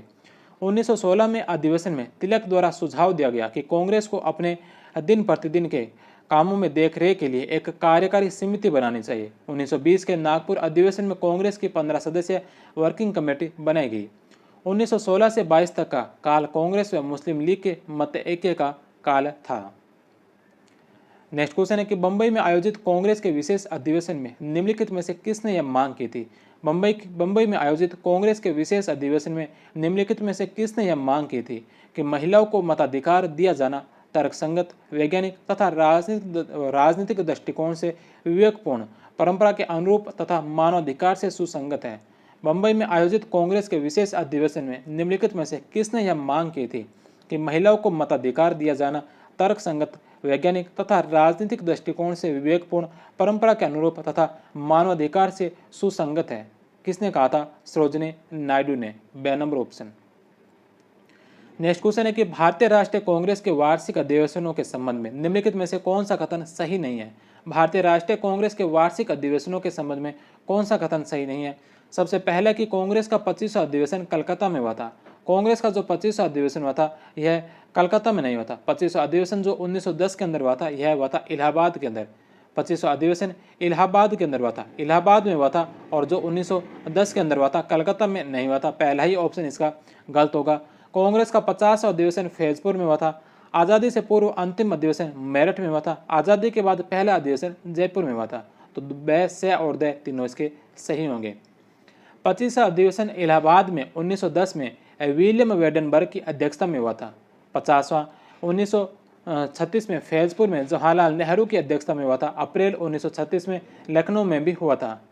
आज़ादी से पहले 54वां अधिवेशन 1946 में मेरठ में जेबी कृपलानी की अध्यक्षता में हुआ था। आज़ादी के बाद पहला अधिवेशन 1948 में पट्टाभी सीतारामैया की अध्यक्षता में जयपुर में हुआ था। अतः ध्यान रखें कि आज़ादी से पहले कांग्रेस के 54 वार्षिक सम्मेलन हुए थे। विशेष सम्मेलन इसमें सम्मिलित नहीं है। आज़ादी के समय जेबी कृपलानी कांग्रेस के अध्यक्ष थे। कुछ स्रोतों में फैजपुर अधिवेशन 1937 लिखा गया, जो कि सही नहीं है। पट्टाभी सीतारामैया द्वारा लिखित कांग्रेस का इतिहास जो ऑफिशियल है में दिसंबर 1936 ही दिया गया है। तो 1936 के अंदर जो 2 अधिवेशन हुए थे। भारतीय राष्ट्रीय कांग्रेस का अंतिम अधिवेशन जिसमें बाल गंगाधर तिलक ने भाग लिया। भारतीय राष्ट्रीय कांग्रेस का वह अंतिम अधिवेशन कौन सा था जिसके अंदर बाल गंगाधर तिलक ने भाग लिया था? तो 1919 का अमृतसर अधिवेशन। इसके पश्चात बाल गंगाधर तिलक की जो मृत्यु अगस्त 1920 के अंदर हो जाती है। निम्नलिखित में से कांग्रेस किस अधिवेशन की अध्यक्षता जवाहरलाल नेहरू ने नहीं की? कांग्रेस के कौन से अधिवेशन की अध्यक्षता जो जवाहरलाल नेहरू के द्वारा नहीं की गई थी? जवाहरलाल नेहरू ने कांग्रेस के कुल 3 अधिवेशन की अध्यक्षता की थी, जिसमें 1929 का लाहौर अधिवेशन, 1936 का लखनऊ अधिवेशन और 1936 का फैजपुर अधिवेशन। इन तीनों की अध्यक्षता जवाहरलाल नेहरू के द्वारा की गई थी।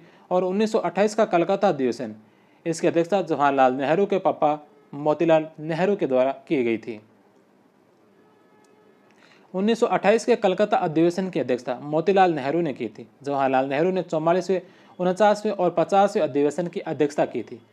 49वां और 50वां दोनों 1936 में थे। 1935 में और 1937 में कोई अधिवेशन नहीं हुआ था।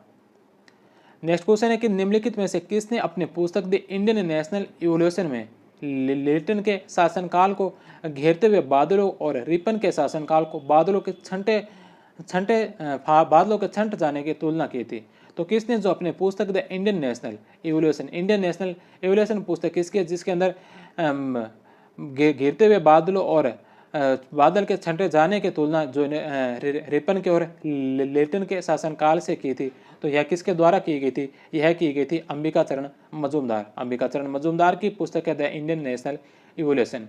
1915 में इंडियन नेशनल इवोल्यूशन का इतिहास लिखते समय नरमदलीय कांग्रेस के एक नेता अंबिका चरण मजूमदार लेटन के शासनकाल को घिरे हुए बादलों का एवं रिपन और डफरिन के शासनकाल को जो बादलों के छंट जाने एवं उषा का प्रकाश फैल जाने की बात कही थी। नेक्स्ट क्वेश्चन है कि किसने महिला यूनियन को कांग्रेस के रचनात्मक कार्यक्रम में महत्वपूर्ण भाग के रूप में शामिल किया था? किसने जो महिला यूनियन को कांग्रेस के रचनात्मक कार्यक्रम के महत्वपूर्ण भाग में शामिल किया था? किसने किया था? महात्मा गांधी ने। नेक्स्ट क्वेश्चन है कि किसने राष्ट्रीय कांग्रेस के अधिवेशन में शिक्षित भारतीयों का वार्षिक राष्ट्रीय मेला है? किसने कहा कि राष्ट्रीय कांग्रेस के अधिवेशन जो है यह शिक्षित भारतीयों का वार्षिक मेला है? राष्ट्रीय कांग्रेस के अधिवेशनों को शिक्षित भारतीयों का राष्ट्रीय मेला किसके द्वारा बताया गया था? तो यह बताया गया था लाला लाजपत राय के द्वारा। ए नंबर ऑप्शन।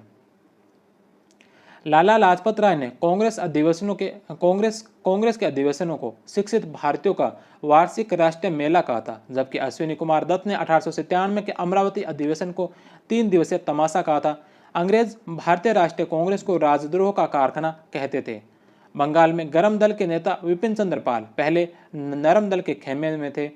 सन 1897 में उन्होंने लिखा कि मैं ब्रिटिश सरकार के प्रति निष्ठावान हूँ, क्योंकि मैं समझता हूँ कि ब्रिटिश सरकार के प्रति निष्ठा और अपने देश एवं देशवासियों के प्रति निष्ठा एक ही बात है, और मैं यह भी मानता हूँ कि भगवान ने हमारे उद्धार के लिए इस सरकार को हम पर शासन करने के लिए भेजा है। सन 1902 में जाकर उनके विचारों में परिवर्तन आया और उन्होंने लिखा कि कांग्रेस भारत में और इंग्लैंड में उनके ब्रिटिश कमेटी दोनों की भिक्षा मांगने वाली संस्थाएं हैं। नेक्स्ट क्वेश्चन है कि अमृतसर के भारतीय राष्ट्रीय कांग्रेस अधिवेशन 1919 के प्रस्ताव के अनुसार महात्मा गांधी द्वारा कांग्रेस का नया संविधान लिखने हेतु निम्नलिखित में से किन्हें उन्हें सहयोग हेतु चुना गया था? अमृतसर के भारतीय राष्ट्रीय कांग्रेस अधिवेशन 1919 के प्रस्ताव के अनुसार महात्मा गांधी के द्वारा कांग्रेस का नया संविधान लिखने हेतु निम्नलिखित में से किन्हें है जो उन्हें उनके सहयोग के लिए चुना गया था? तो इनके लिए चुना गया था एक तो एन.सी. केलकर को और दूसरा आई.सी. बेन को। आई.सी. बेन और एन.सी. केलकर 2 और 3 बे नंबर ऑप्शन। दिसंबर 1919 के अमृतसर में अखिल भारतीय कांग्रेस कमेटी ने कांग्रेस के संविधान पर विचार करने के लिए एक उप समिति नियुक्त की थी, जिसमें गांधी जी, एन.सी. केलकर, आई.बी. सेन, रंगास्वामी अयंगर और विठल भाई पटेल सम्मिलित थे।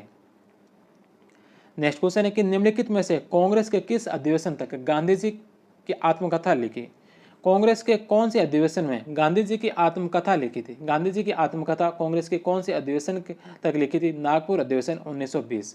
गांधी जी की आत्मकथा में वर्णित अंतिम अधिवेशन 1920 का नागपुर अधिवेशन है। नेक्स्ट क्वेश्चन है कि किस अधिवेशन में कांग्रेस वर्किंग कमेटी के गठन का फैसला लिया गया? कौन से अधिवेशन के तहत जो कांग्रेस वर्किंग कमेटी के गठन का फैसला लिया गया था? नागपुर अधिवेशन 1920। इसी अधिवेशन में कांग्रेस ने पहली बार रियासतों के प्रति अपनी नीति घोषित की थी। 1938 के हरिपुरा अधिवेशन में भारत की स्वतंत्रता में रजवाड़ों की स्वतंत्रता का समावेश संबंधी प्रस्ताव पारित किया गया। हरिपुरा अधिवेशन में कांग्रेस ने रियासतों के जन आंदोलनों को समर्थन दिया था। नेक्स्ट क्वेश्चन है कि कांग्रेस के त्रिपुरी अधिवेशन के पश्चात सुभाष चंद्र बोस और दक्षिण पंथियों का समस्त झगड़ा किस प्रश्न पर केंद्रित हो गया था? कांग्रेस के त्रिपुरी अधिवेशन के पश्चात सुभाष चंद्र बोस और दक्षिण पंथियों का समस्त झगड़ा जो कौन से प्रश्न पर केंद्रित हो गया था? तो यह हुआ था कांग्रेस कार्यकारिणी समिति के गठन को लेकर। ए नंबर ऑप्शन। नेक्स्ट क्वेश्चन है कि निम्नलिखित में से कौन सा कथन सही है? निम्नलिखित में से कौन सा कथन जो सही है? पहला है कि कांग्रेस के नागपुर सत्र 1920 के बाद प्रांतीय कांग्रेस समितियों का गठन भाषाई आधार पर किया गया। कांग्रेस के नागपुर अधिवेशन 1920 के पश्चात जो प्रांतीय कांग्रेस समितियों का गठन भाषाई आधार पर किया गया था। भाषाई आधार पर किया गया था। 1948 में कांग्रेस ने भाषाई आधार पर प्रांतों के गठन की मांग को खारिज किया था। दोनों ही ऑप्शन इसके सही है। C number option. किसने 1921 में पहली बार पूर्ण स्वतंत्रता की मांग को उठाया था?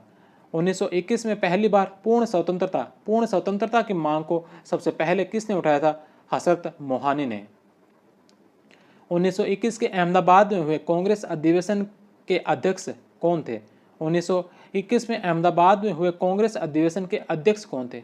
जिनके जेल में होने के कारण हकीम अजमल खान ने कार्यकारी अध्यक्ष के रूप में कार्य किया था? तो यह थे Chittaranjan Das. C number option. Ahmedabad अधिवेशन 1921 हकीम अजमल खां CR दास के स्थान पर कार्यवाहक रहे थे ने अध्यक्षता की थी। इसी अधिवेशन में मौलाना हजरत मोहानी ने प्रस्तावित किया कि स्वराज को सभी प्रकार के विदेशी नियंत्रण से मुक्त संपूर्ण स्वतंत्रता स्वराज के रूप में परिभाषित किया जाए। इसे कांग्रेस का लक्ष्य माना जाए। 1922 के गया अधिवेशन में CR दास ने अध्यक्षता की। CR दास ने कहा कि स्वराज आम जनता के लिए होना चाहिए, केवल खास वर्गों के लिए नहीं।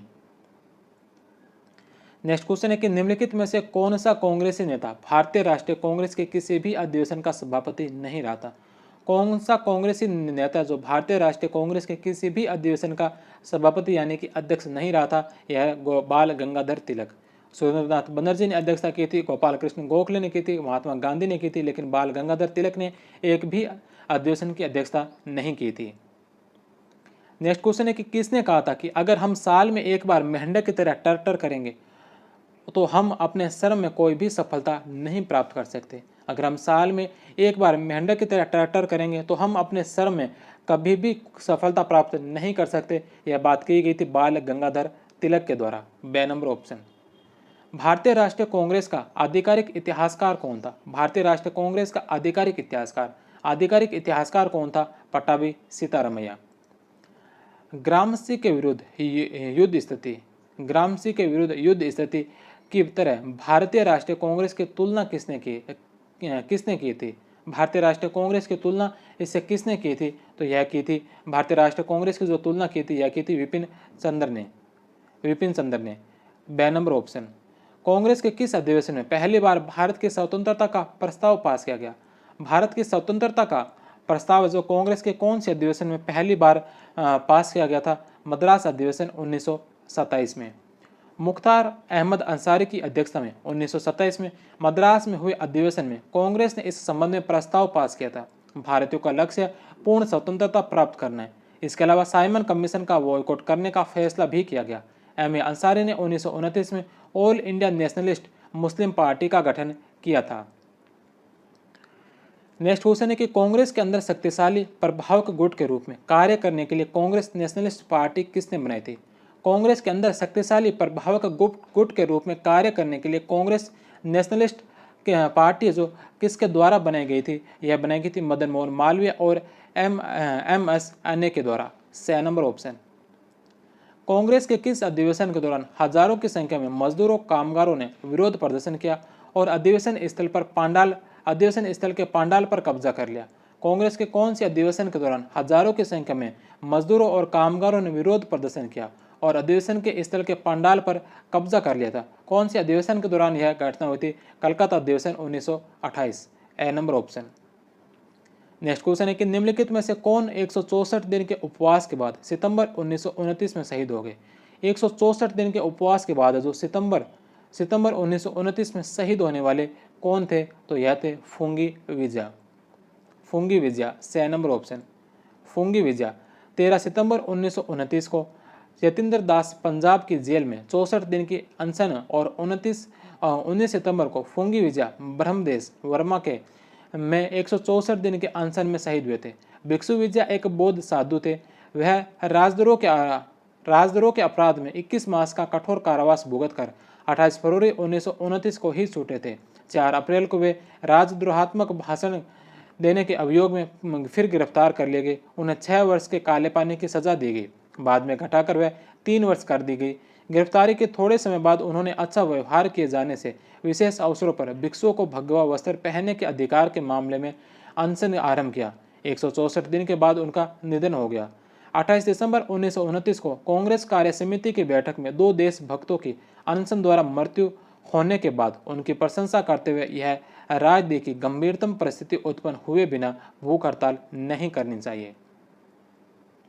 नेक्स्ट क्वेश्चन है कि पूर्ण स्वराज संकल्प को भारतीय राष्ट्रीय कांग्रेस के लाहौर अधिवेशन में किसने प्रस्तुत किया था?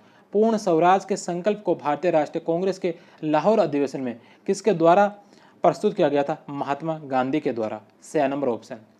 लाहौर अधिवेशन 1929, इस सम्मेलन की अध्यक्षता जवाहरलाल नेहरू ने की थी। महात्मा गांधी ने इसमें पूर्ण स्वराज का प्रस्ताव प्रस्तुत किया था। कांग्रेस ने अपना लक्ष्य पूर्ण स्वराज रखते हुए इसी अधिवेशन में 26 जनवरी 1930 को पूर्ण स्वराज दिवस, स्वतंत्रता दिवस मनाया जाना तय हुआ।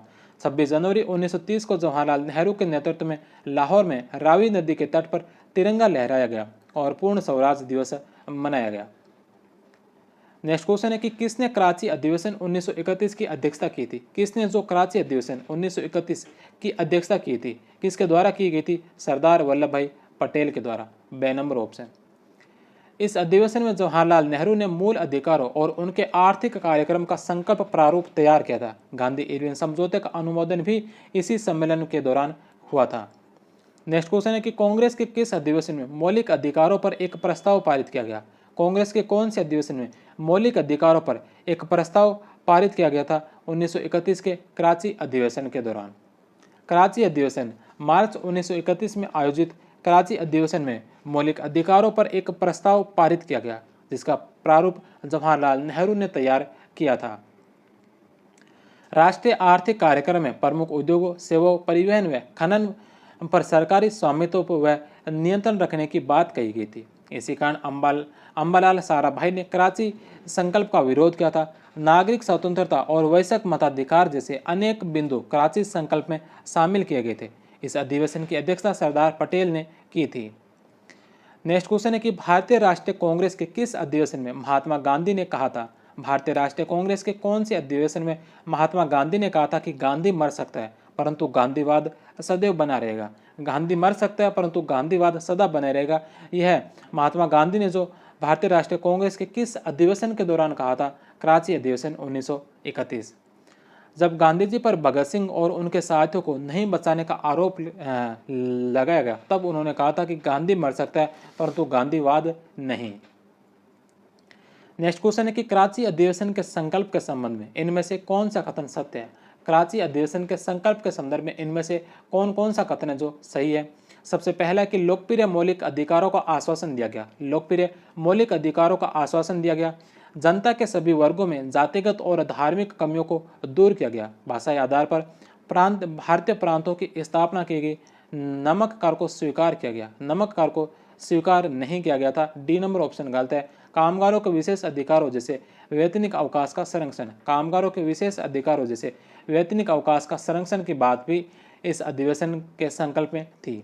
तो ए, बी, सी और ई, ए, बी, सी और E, D number option. Next question है कि भारतीय राष्ट्रीय कांग्रेस के निम्नलिखित अधिवेशन में मौलिक अधिकारों और कर्तव्यों तथा आर्थिक कार्यक्रमों का प्रस्ताव पारित किया गया। भारतीय राष्ट्रीय कांग्रेस के निम्नलिखित अधिवेशनों में मौलिक अधिकारों और कर्तव्यों तथा आर्थिक कार्यक्रम का प्रस्ताव पारित किया गया था। यह प्रस्ताव पारित कब किया गया था? कराची अधिवेशन में 1931 में। निम्नलिखित में से किसने भारतीय राष्ट्रीय कांग्रेस के कराची अधिवेशन 1931 को महात्मा गांधी की लोकप्रियता और सम्मान की पराकाष्ठा माना? निम्नलिखित में से किसने जो भारतीय राष्ट्रीय कांग्रेस के कराची अधिवेशन 1931 को महात्मा गांधी की लोकप्रियता और सम्मान की पराकाष्ठा माना था? एस.सी. बोस ने। नेक्स्ट क्वेश्चन है कि कांग्रेस के कराची अधिवेशन 1931 में निम्नलिखित में से किस प्रतिनिधि ने गांधी इरविन समझौते का विरोध किया था? कांग्रेस के कराची अधिवेशन 1931 में निम्नलिखित में से कौन से प्रतिनिधि ने गांधी इरविन समझौते का विरोध नहीं किया था? गांधी इरविन समझौते का विरोध किसने नहीं किया था? जमनादास मेहता ने किया था, स्वामी गोविंद दास और यूसुफ मेहर अली, इन तीनों ने जो इस गांधी इरविन समझौते का विरोध किया था। पुरुषोत्तम दास ठाकुर दास, इन्होंने जो इसका समर्थन किया था, विरोध नहीं किया था। The number option. Next question है कि किस वायसराय के द्वारा कांग्रेस को प्रतिबंधित कर दिया गया? कौन से वायसराय के द्वारा कांग्रेस को जो प्रतिबंधित कर दिया गया था? लॉर्ड विलिंगटन के द्वारा। सविनय अवज्ञा आंदोलन के दौरान जनवरी 1932 में लॉर्ड विलिंगटन ने। नेक्स्ट क्वेश्चन है कि एकीकृत और व्यापक विकास के साधन के रूप में, एकीकृत और व्यापक विकास के साधन के रूप में नियोजन को बढ़ावा देने के लिए कांग्रेस द्वारा निम्नलिखित में से किसे प्रायोजित किया गया था? एकीकृत और व्यापक विकास के साधन के रूप में नियोजन को बढ़ावा देने के लिए कांग्रेस के द्वारा निम्नलिखित में से किसे प्रायोजित किया गया था? राष्ट्रीय योजना समिति को। D number option. Gandhi ji Congress से कब अलग हुए थे? गांधी जी जो कांग्रेस से अलग कब हुए थे? 1934 में। गांधी जी ने 1934 में विभिन्न विचार समूह वाले गुटों के बीच मतभेद के कारण कांग्रेस पार्टी छोड़ दी थी। नेक्स्ट क्वेश्चन है कि किस कांग्रेस अधिवेशन में भारतीय सरकार अधिनियम 1935 अस्वीकृत किया गया? किस कांग्रेस अधिवेशन में भारतीय सरकार अधिनियम 1935 अस्वीकृत किया गया था? भारतीय सरकार अधिनियम 1935 जो अस्वीकृत कांग्रेस के कौन से अधिवेशन के तहत किया गया था? फैजपुर अधिवेशन। बे नंबर ऑप्शन। यह जो प्रश्न है 2013 की यूपी आरओ परीक्षा में पूछा गया था, जिसमें लखनऊ व फैजपुर अधिवेशन दोनों ऑप्शन थे और लखनऊ अधिवेशन 1936 इसके उत्तर को माना गया था। लखनऊ अधिवेशन में भारत सरकार अधिनियम को अस्वीकार किया गया था और फैजपुर अधिवेशन में भी यह बात दोहराई गई थी। लखनऊ अधिवेशन में नेहरू ने कहा था कि जो समाजवाद शब्द का प्रयोग किसी अस्पष्ट मानवतावादी अर्थ में नहीं है, बल्कि वैज्ञानिक एवं आर्थिक अर्थ में कर रहे हैं कि यह संसार और भारत की समस्याओं के समाधान की एकमात्र कुंजी है। संसार और भारत की समस्याओं के समाधान की एकमात्र कुंजी बताया था। नेक्स्ट क्वेश्चन है कि भारतीय राष्ट्रीय कांग्रेस के किस अधिवेशन में जवाहरलाल नेहरू ने समाजवाद को भारतीय समस्याओं के हल करने की कुंजी कहा था? भारतीय राष्ट्रीय कांग्रेस के किस अधिवेशन में जवाहरलाल नेहरू ने समाजवाद को भारत की समस्याओं को हल करने की कुंजी कहा था? तो यह कहा था लखनऊ अधिवेशन 1936 में। बे नंबर ऑप्शन। कांग्रेस ने अबिसिनिया के प्रति सहानुभूति जताते हुए किस दिन अबिसिनिया दिवस मनाया था? कांग्रेस ने अबिसिनिया के प्रति सहानुभूति दिवस मनाते हुए किस दिन है जो अबिसिनिया दिवस मनाया था? 9 मई 1936 को। सी नंबर ऑप्शन। इटली द्वारा 1935 में अबिसिनिया या इथोपिया पर आक्रमण कर कब्जा करने के विरोध में कांग्रेस ने 9 मई 1936 को अबिसिनिया दिवस मनाया गया। अक्टूबर 1937 में कांग्रेस ने फिलिस्तीन को सपोर्ट करते हुए फिलिस्तीन दिवस भी मनाया था। सितंबर 1936 में ब्रुसेल्स विश्व शांति सम्मेलन में कांग्रेस के प्रतिनिधि के रूप में किसने भाग लिया था? सितंबर 1936 में ब्रुसेल्स विश्व शांति सम्मेलन में कांग्रेस के प्रतिनिधि के रूप में कौन सम्मिलित हुए थे? वी.के. कृष्ण मेनन। अगला प्रश्न है कि जापानी वस्तुओं का इस्तेमाल छोड़ने का प्रस्ताव राष्ट्रीय कांग्रेस ने किस वर्ष पारित किया था? जापानी वस्तुओं का इस्तेमाल छोड़ने का प्रस्ताव है जो राष्ट्रीय कांग्रेस ने कौन से वर्ष पारित किया था, जिसमें इसके लिए भारतीयों से अपील की गई थी? यह 1937 के अंदर। बे नंबर ऑप्शन। नेक्स्ट क्वेश्चन है कि इलाहाबाद में संपन्न कांग्रेस कार्यकारिणी समिति की बैठक अप्रैल मई 1937 में निम्नलिखित सदस्यों में से एक सदस्य भारत के नाजीवाद, फासीवाद तथा साम्राज्यवाद विरोधी निश्चित रुख के कारण जापान के विरुद्ध गोरिल्ला युद्ध में अपनी योजना के पक्ष में बहुमत जुटाने में सफल हुए। इलाहाबाद में संपन्न कांग्रेसी कार्यकारिणी समिति की बैठक जो अप्रैल मई 1937 में हुई थी, इनमें से निम्नलिखित सदस्यों में से कौन वह एक सदस्य था जिसने भारत के नाजीवाद, फासीवाद तथा साम्राज्यवाद विरोधी निश्चित रुख के कारण जापान के विरुद्ध गुरिल्ला युद्ध में अपनी योजना के पक्ष में बहुमत जुटाने में सफल हुए थे? तो यह थे Jawaharlal Nehru. The number option. Next question है कि किस कांग्रेस अध्यक्ष ने अध्यक्ष से संबोधन के समय हिंदी भाषा के लिए रोमन लिपि लागू करने की वकालत की थी? कौन से कांग्रेस अध्यक्ष थे जिन्होंने अध्यक्ष से संबोधन के समय हिंदी भाषा के लिए रोमन लिपि लागू करने की वकालत की थी? सुभाष चंद्र बोस ने। C number option. 1938 के हरिपुरा गुजरात अधिवेशन की अध्यक्षता के समय सुभाष चंद्र बोस ने इसकी वकालत की थी। अधिवेशन स्थल का नाम विठल भाई पटेल की स्मृति में विठल नगर रखा गया। स्वागत समिति ने पहली बार हाथ से बने कागज का इस्तेमाल किया। जवाहरलाल नेहरू ने नागा रानी गौंडीन्यू को रिहाई की मांग का प्रस्ताव भी रखा था। नेक्स्ट क्वेश्चन है कि हरिपुरा कांग्रेस अधिवेशन में निम्नलिखित में से किसने सुभाष चंद्र बोस को अध्यक्ष के रूप में नामित किया था? हरिपुरा कांग्रेस अधिवेशन में निम्नलिखित में से किसने सुभाष चंद्र बोस को अध्यक्ष के रूप में नामित किया था? Mahatma Gandhi. C number option. अगला प्रश्न है कि 1939 में कांग्रेस के त्रिपुरी अधिवेशन में सुभाष चंद्र बोस को कांग्रेस का अध्यक्ष चुना। त्रिपुरी कहाँ है? 1939 के कांग्रेस के त्रिपुरी अधिवेशन में सुभाष चंद्र बोस को जो कांग्रेस का अध्यक्ष चुना गया था, यह त्रिपुरी कहाँ पर स्थित है? तो त्रिपुरी जो मध्य प्रदेश के जबलपुर जिले के अंदर, मध्य प्रदेश का जबलपुर। बे नंबर ऑप्शन। नेक्स्ट क्वेश्चन है कि निम्नलिखित में से कौन सबसे कम आयु में भारतीय राष्ट्रीय कांग्रेस के अध्यक्ष बने थे? सबसे कम आयु में भारतीय राष्ट्रीय कांग्रेस के अध्यक्ष बनने वाले कौन थे? Maulana Abul Kalam Azad. D number option. Bharat छोड़ो आंदोलन के समय भारतीय राष्ट्रीय कांग्रेस के अध्यक्ष कौन थे? भारत छोड़ो आंदोलन के दौरान भारतीय राष्ट्रीय कांग्रेस के अध्यक्ष कौन थे? मौलाना अबुल कलाम आजाद, जो 1940 से लेकर 1945 तक जो भारतीय राष्ट्रीय कांग्रेस के अध्यक्ष रहे थे। नेक्स्ट क्वेश्चन है कि निम्नलिखित में से किसने 1919 के भारतीय राष्ट्रीय कांग्रेस के अमृतसर अधिवेशन की अध्यक्षता की थी? भारतीय राष्ट्रीय कांग्रेस का 1919 का अमृतसर का जो अधिवेशन था, इस अमृतसर के अधिवेशन की अध्यक्षता किसके द्वारा की गई थी? तो इसकी अध्यक्षता की गई थी मोतीलाल नेहरू के द्वारा। The number option. भारतीय राष्ट्रीय कांग्रेस कार्य समिति में जमींदारी उन्मूलन के लिए प्रस्ताव कब अपनाया? भारतीय राष्ट्रीय कांग्रेस कार्य समिति ने जमींदारी उन्मूलन के लिए प्रस्ताव कब अपनाया था? 1945 में कांग्रेस कार्य समिति के प्रस्ताव के आधार पर। बे नंबर ऑप्शन। नेक्स्ट क्वेश्चन है कि भारत के स्वतंत्रता प्राप्ति के बाद निम्नलिखित में से किसने सुझाव दिया था?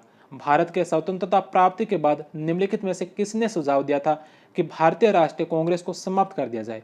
भारतीय स्वतंत्रता प्राप्ति के पश्चात किसने सुझाव दिया था कि भारतीय राष्ट्रीय कांग्रेस को जो समाप्त कर दिया जाए? तो यह कहा था महात्मा गांधी ने।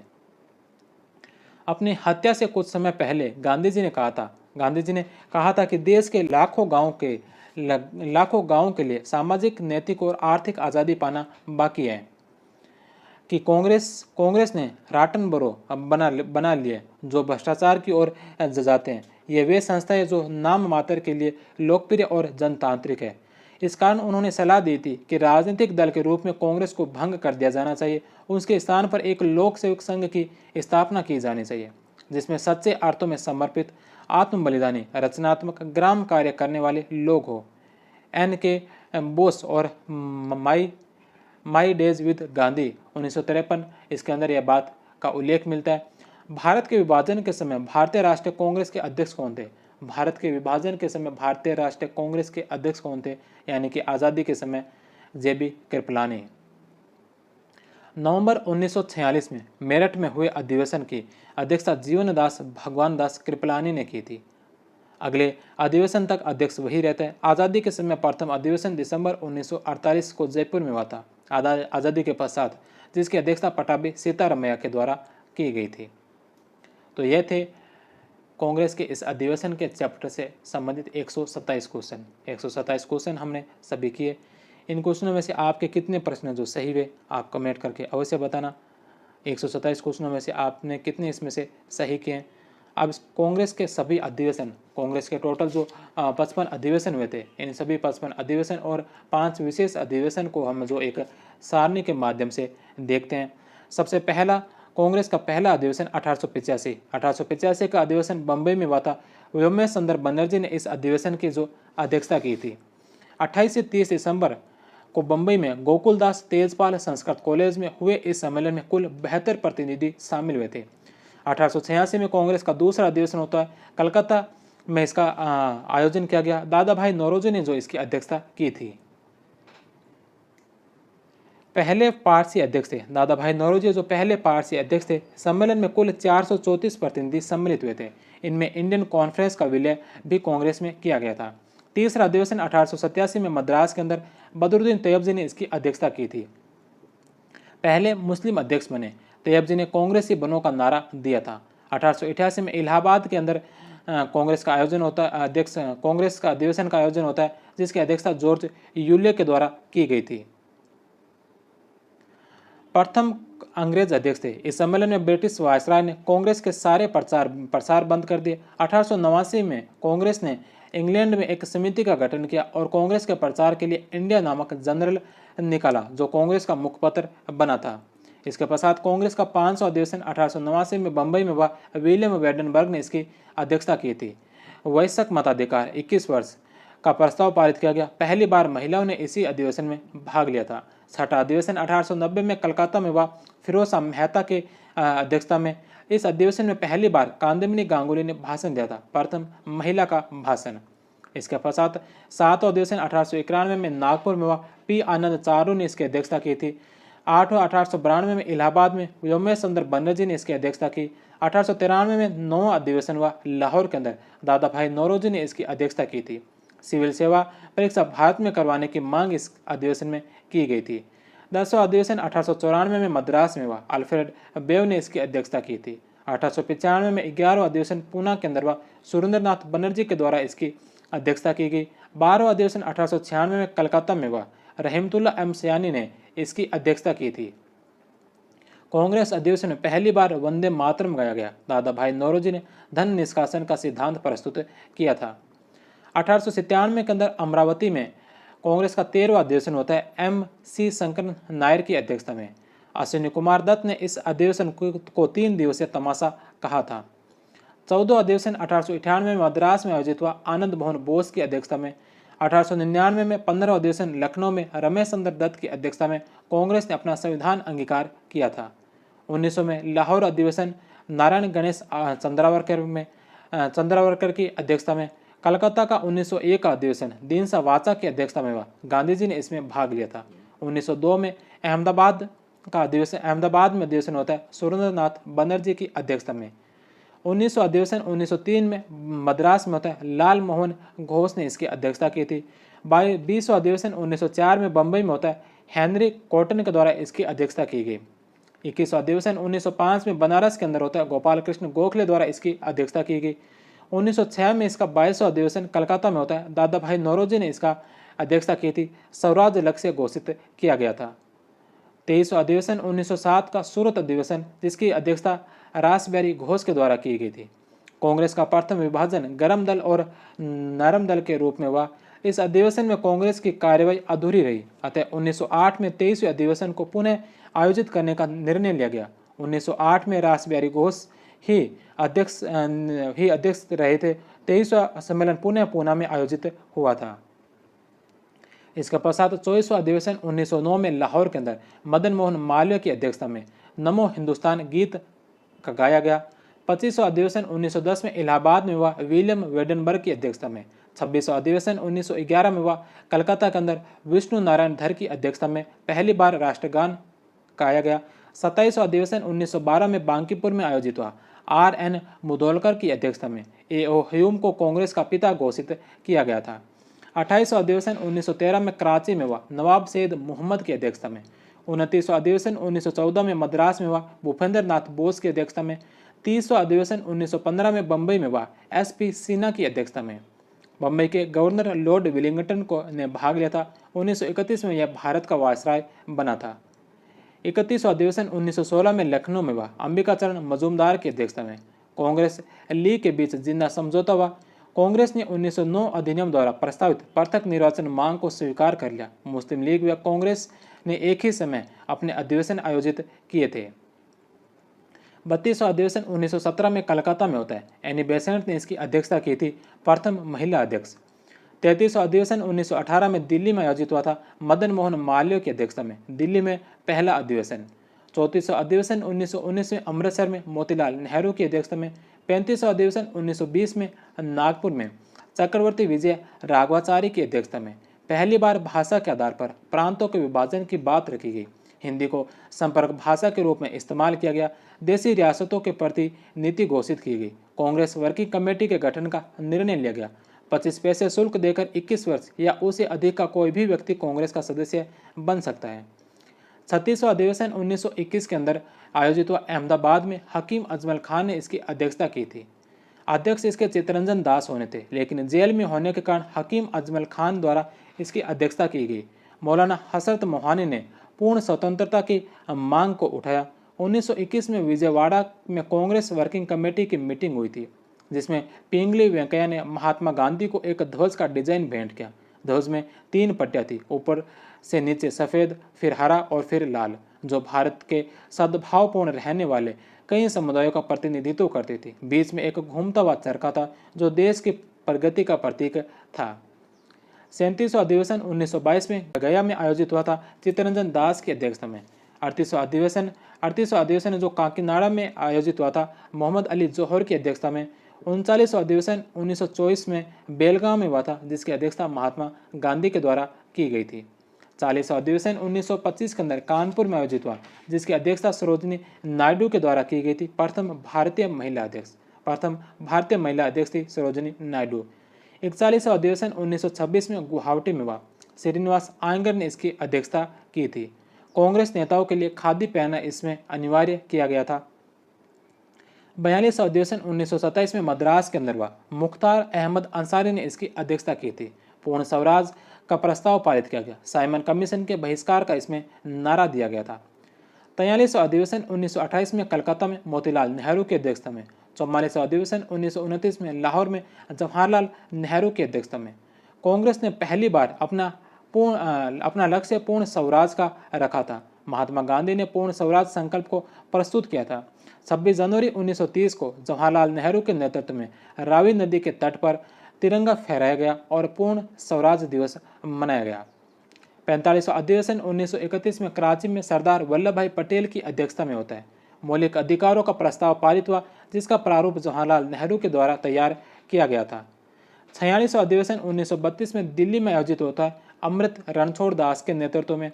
47वां अधिवेशन 1933 में कलकत्ता में आयोजित होता है, नेली सेनगुप्ता की अध्यक्षता में। नेली सेनगुप्ता का मूल नाम एडिथ एलिन ग्रे था और इनका जन्म इंग्लैंड में हुआ था। इनका विवाह यतीन्द्र मोहन सेनगुप्ता के साथ हुआ और यह नेली या नलिनी सेनगुप्ता के नाम से जानी गई। कांग्रेस का 48वां अधिवेशन 1934 में बम्बई में होता है, राजेंद्र प्रसाद की अध्यक्षता में। कांग्रेस समाजवादी दल की स्थापना हुई। गांधी जी इस वर्ष कांग्रेस से अलग हो गए थे। 49वां अधिवेशन अप्रैल 1936 में लखनऊ में हुआ था, जवाहरलाल नेहरू की अध्यक्षता में। समाजवाद को कांग्रेस का लक्ष्य घोषित किया गया था। 50वां अधिवेशन दिसंबर 1936 के अंदर फैजपुर महाराष्ट्र में, इसकी अध्यक्षता भी जवाहरलाल नेहरू के द्वारा की गई थी। पहला सम्मेलन जो गांव में आयोजित हुआ था 1936 का 50वां अधिवेशन। 51वां अधिवेशन फरवरी 1938 में, 1937 में और 1935 में कोई अधिवेशन नहीं हुआ था। फरवरी 1938 में हरिपुरा गुजरात के अंदर सुभाष चंद्र बोस ने इसकी अध्यक्षता की थी। भारत की स्वतंत्रता में रजवाड़ों की स्वतंत्रता का समावेश संबंधी प्रस्ताव पारित किया गया। जवाहरलाल नेहरू की अध्यक्षता में राष्ट्रीय नियोजन समिति का गठन किया गया था। 52वां अधिवेशन मार्च 1939 में त्रिपुरी मध्य प्रदेश में, सुभाष चंद्र बोस ने इसकी अध्यक्षता की थी। कुछ समय के बाद ही सुभाष चंद्र बोस ने इस्तीफा दे दिया। चूंकि अगले सत्र तक वही अध्यक्ष होते, इसलिए अगले सत्र के शुरू होने तक उस वर्ष राजेंद्र प्रसाद कांग्रेस के अध्यक्ष बनाए गए। 53वां अधिवेशन 1940 में रामगढ़, झारखंड का क्षेत्र रामगढ़ में हुआ, जहां अबुल कलाम आज़ाद को इसका अध्यक्ष बनाया गया। 1941 से लेकर 45 तक कांग्रेस का कोई अधिवेशन नहीं हुआ। अतः 1940 से लेकर 45 तक जो अब्दुल कलाम आज़ाद ही इसके अध्यक्ष बने रहे।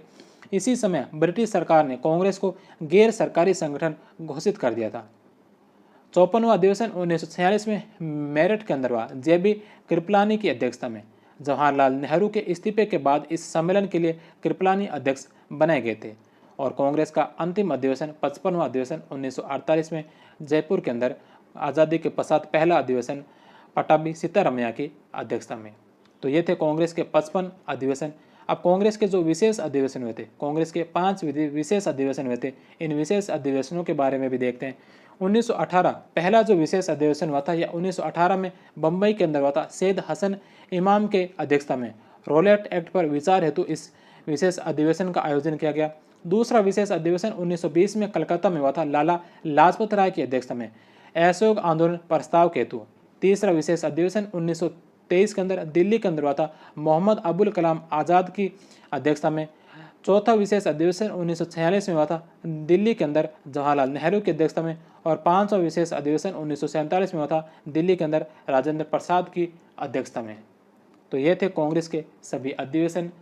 सभी अधिवेशनों के बारे में हमने पूरा डिटेल से अध्ययन किया। इसी के साथ ही यह कांग्रेस के अधिवेशन का जो 17वां नंबर चैप्टर था यहीं पर समाप्त होता है। कल हम 18 चैप्टर का अध्ययन करेंगे। 18 चैप्टर है भारत का एकीकरण। भारत का एकीकरण से संबंधित है जो कल 18 चैप्टर होने वाला है। तो एकीकरण से संबंधित एक छोटा सा चैप्टर है जिसके अंदर टोटल 30-35 क्वेश्चन ही है। तो लगभग आधे घंटे की क्लास रहेगी कल की। तो कल हम मिलते हैं भारत के एकीकरण के चैप्टर 18 चैप्टर में। तब तक आप सभी का बहुत बहुत धन्यवाद। जय हिंद, वंदे मातरम।